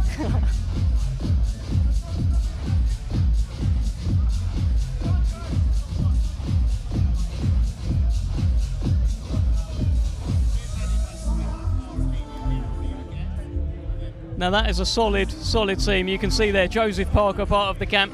Tommy Fury, of course, with a tank top on. Big Brendan, big security, who follows him everywhere he goes. It's a big team. They got a big task. They got a big few months ahead of them. If, of course, we've got Ngannou on Saturday, and all the talk is about Alexander Usyk at the end of the year as well. This team, this man, they're going to be very, very busy indeed. They are, and talking to his dad, John Fury, his take on it was, look, as far as we're concerned, December the 23rd doesn't even exist. I understand that as an approach, as a policy, it's a sound one, but it doesn't really work. It's impossible, because we do know about December the 23rd, and you can try and put it out of your mind as much as you like, but it's there, it's a real thing. But I don't expect it to have too much bearing. But I do think, as discussed with Tommy, that it will mean that there will be no playing in there. There will be no playing in there, because he needs to just take care of business and move on. Yeah, absolutely that. And we see Tyson Fury getting a few selfies in. We are trying to coax him out of the ring for a quick word. He's already addressed the crowd here. He has told them, well, he has asked them, are you ready for a war? The crowd responded essentially yes, with a roar. I think the crowd are ready for a bit of a war. I don't know if we'll get one. I'm not sure what we're going to get on Saturday. But the one thing with Tyson Fury is you just never know. And there's so much intrigue. That's true. I feel like Ngannou, as Caroline Pearce was saying, what Ngannou can't do is go in there and give us a poor imitation of Tyson Fury. That would be completely pointless. He can't try and box him, right? He can't try and box him. That would be just, there's no percentage in that. So I would imagine he's devised some kind of game plan which he feels will upset Fury, confuse Fury, and then he's just going to have to try and unload.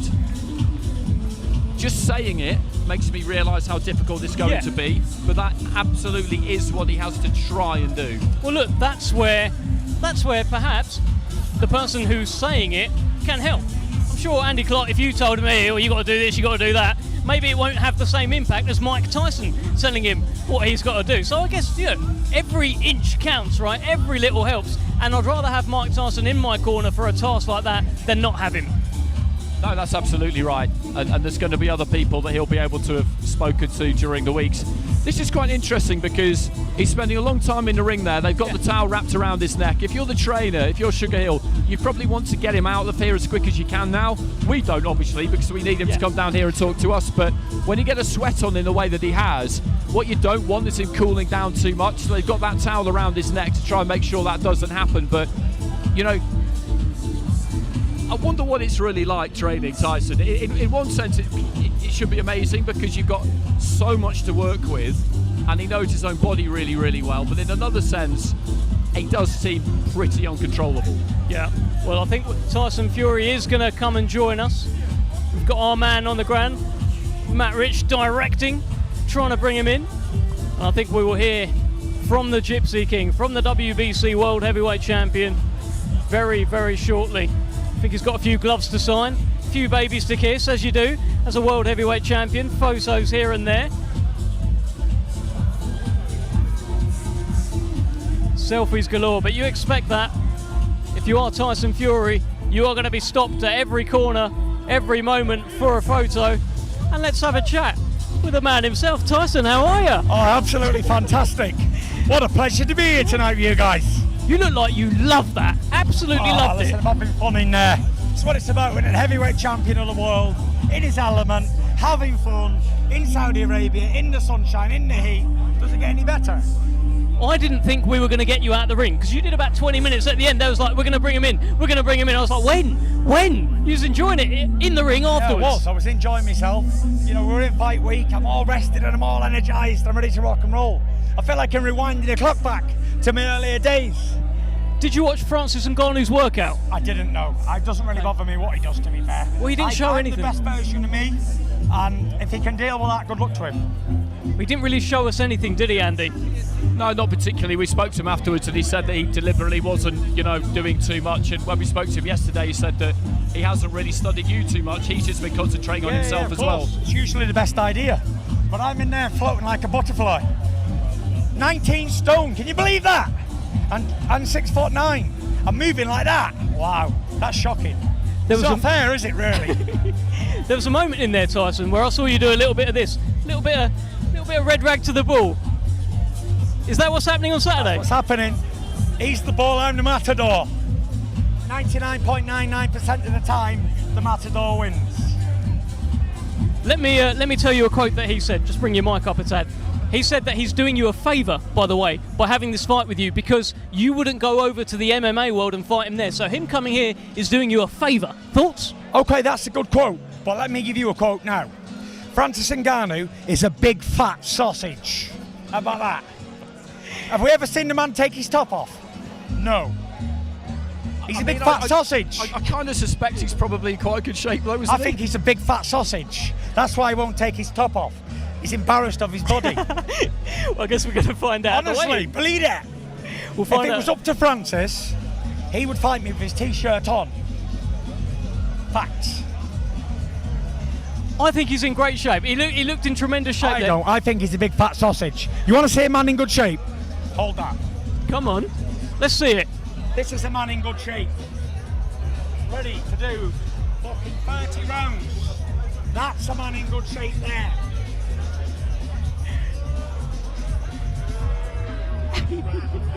Boom! That's a man in shape. That's what you call shape. This man is fit for 25 rounds, non-stop. That's fit. Anyone who's saying that you haven't taken this fight seriously, well, look at the shape you're in now, compare it to what you were in at the press conference. Look at the shape I'm in. I'm ripped. I'm an Adonis. And I'm ready for a fight. Tyson, we won't keep you any longer. I know you're ready for a fight. Tell me one thing, though. You asked everyone here, are you ready for a war? Are you expecting a war? Yeah, if it's not, then I'll be disappointed. I told you that already. I've trained for 12, well, I've got to say 12 rounds, because I'm a 12-round fighter, but 10 rounds or less. And if it's anything easier, then I've had an easy night. But if not, then I'm prepared for battle, no matter how I get it. I don't think I've ever seen anyone enjoy fight week more than you. Nobody. This is your addiction, isn't it? Yes, I am addicted. I'm 35 years old. I've got in excess of 150 million in my account. I don't need to be here to box. I love this, and I get paid for it. Come on! Drop that mic, Tyson. Peace out. Off you go. WBC and lineal world heavyweight champion, the one and only Tyson Fury. I mean, if ever anyone is born for fight week, I mean, it's him, right? Yeah, it is, and you know, his mental health struggles have been well documented, and he's admitted that he needs boxing. He needs the focus of it, he needs the ambition of it, he needs all of it, basically. Retirement didn't work for him because he missed it too much. Yeah. And whilst you're still able to do it, and he is still very much able to do it, why not keep doing it? Why not keep We always doing want it? to see our stars go out at the top or as near to it as we can get, but very often that isn't what happens. But there's no sign of his powers waning just yet. There really isn't. You know, he's 35, but he's in good shape, and who knows how long he could go on for. You said something there. You said he needs boxing. I think at the moment, boxing needs him too. Yeah, I'd agree. A larger-than-life character. And Andy, look, pleasure as always having you with me here today. Great little walking around as well. Really like that. Thanks. We'll do more of that during the week. And that is us here today. We've seen Tyson Fury, we've seen Francis Ngannou, we've seen them have a little workout. Tyson Fury has asked the crowd here, are you ready for a war? They sort of said yes. He's certainly ready for a war. Are you ready for this? Saturday night, we're going to find out who the baddest man on the planet is. Stick with us across social media for all the build-up. Thank you.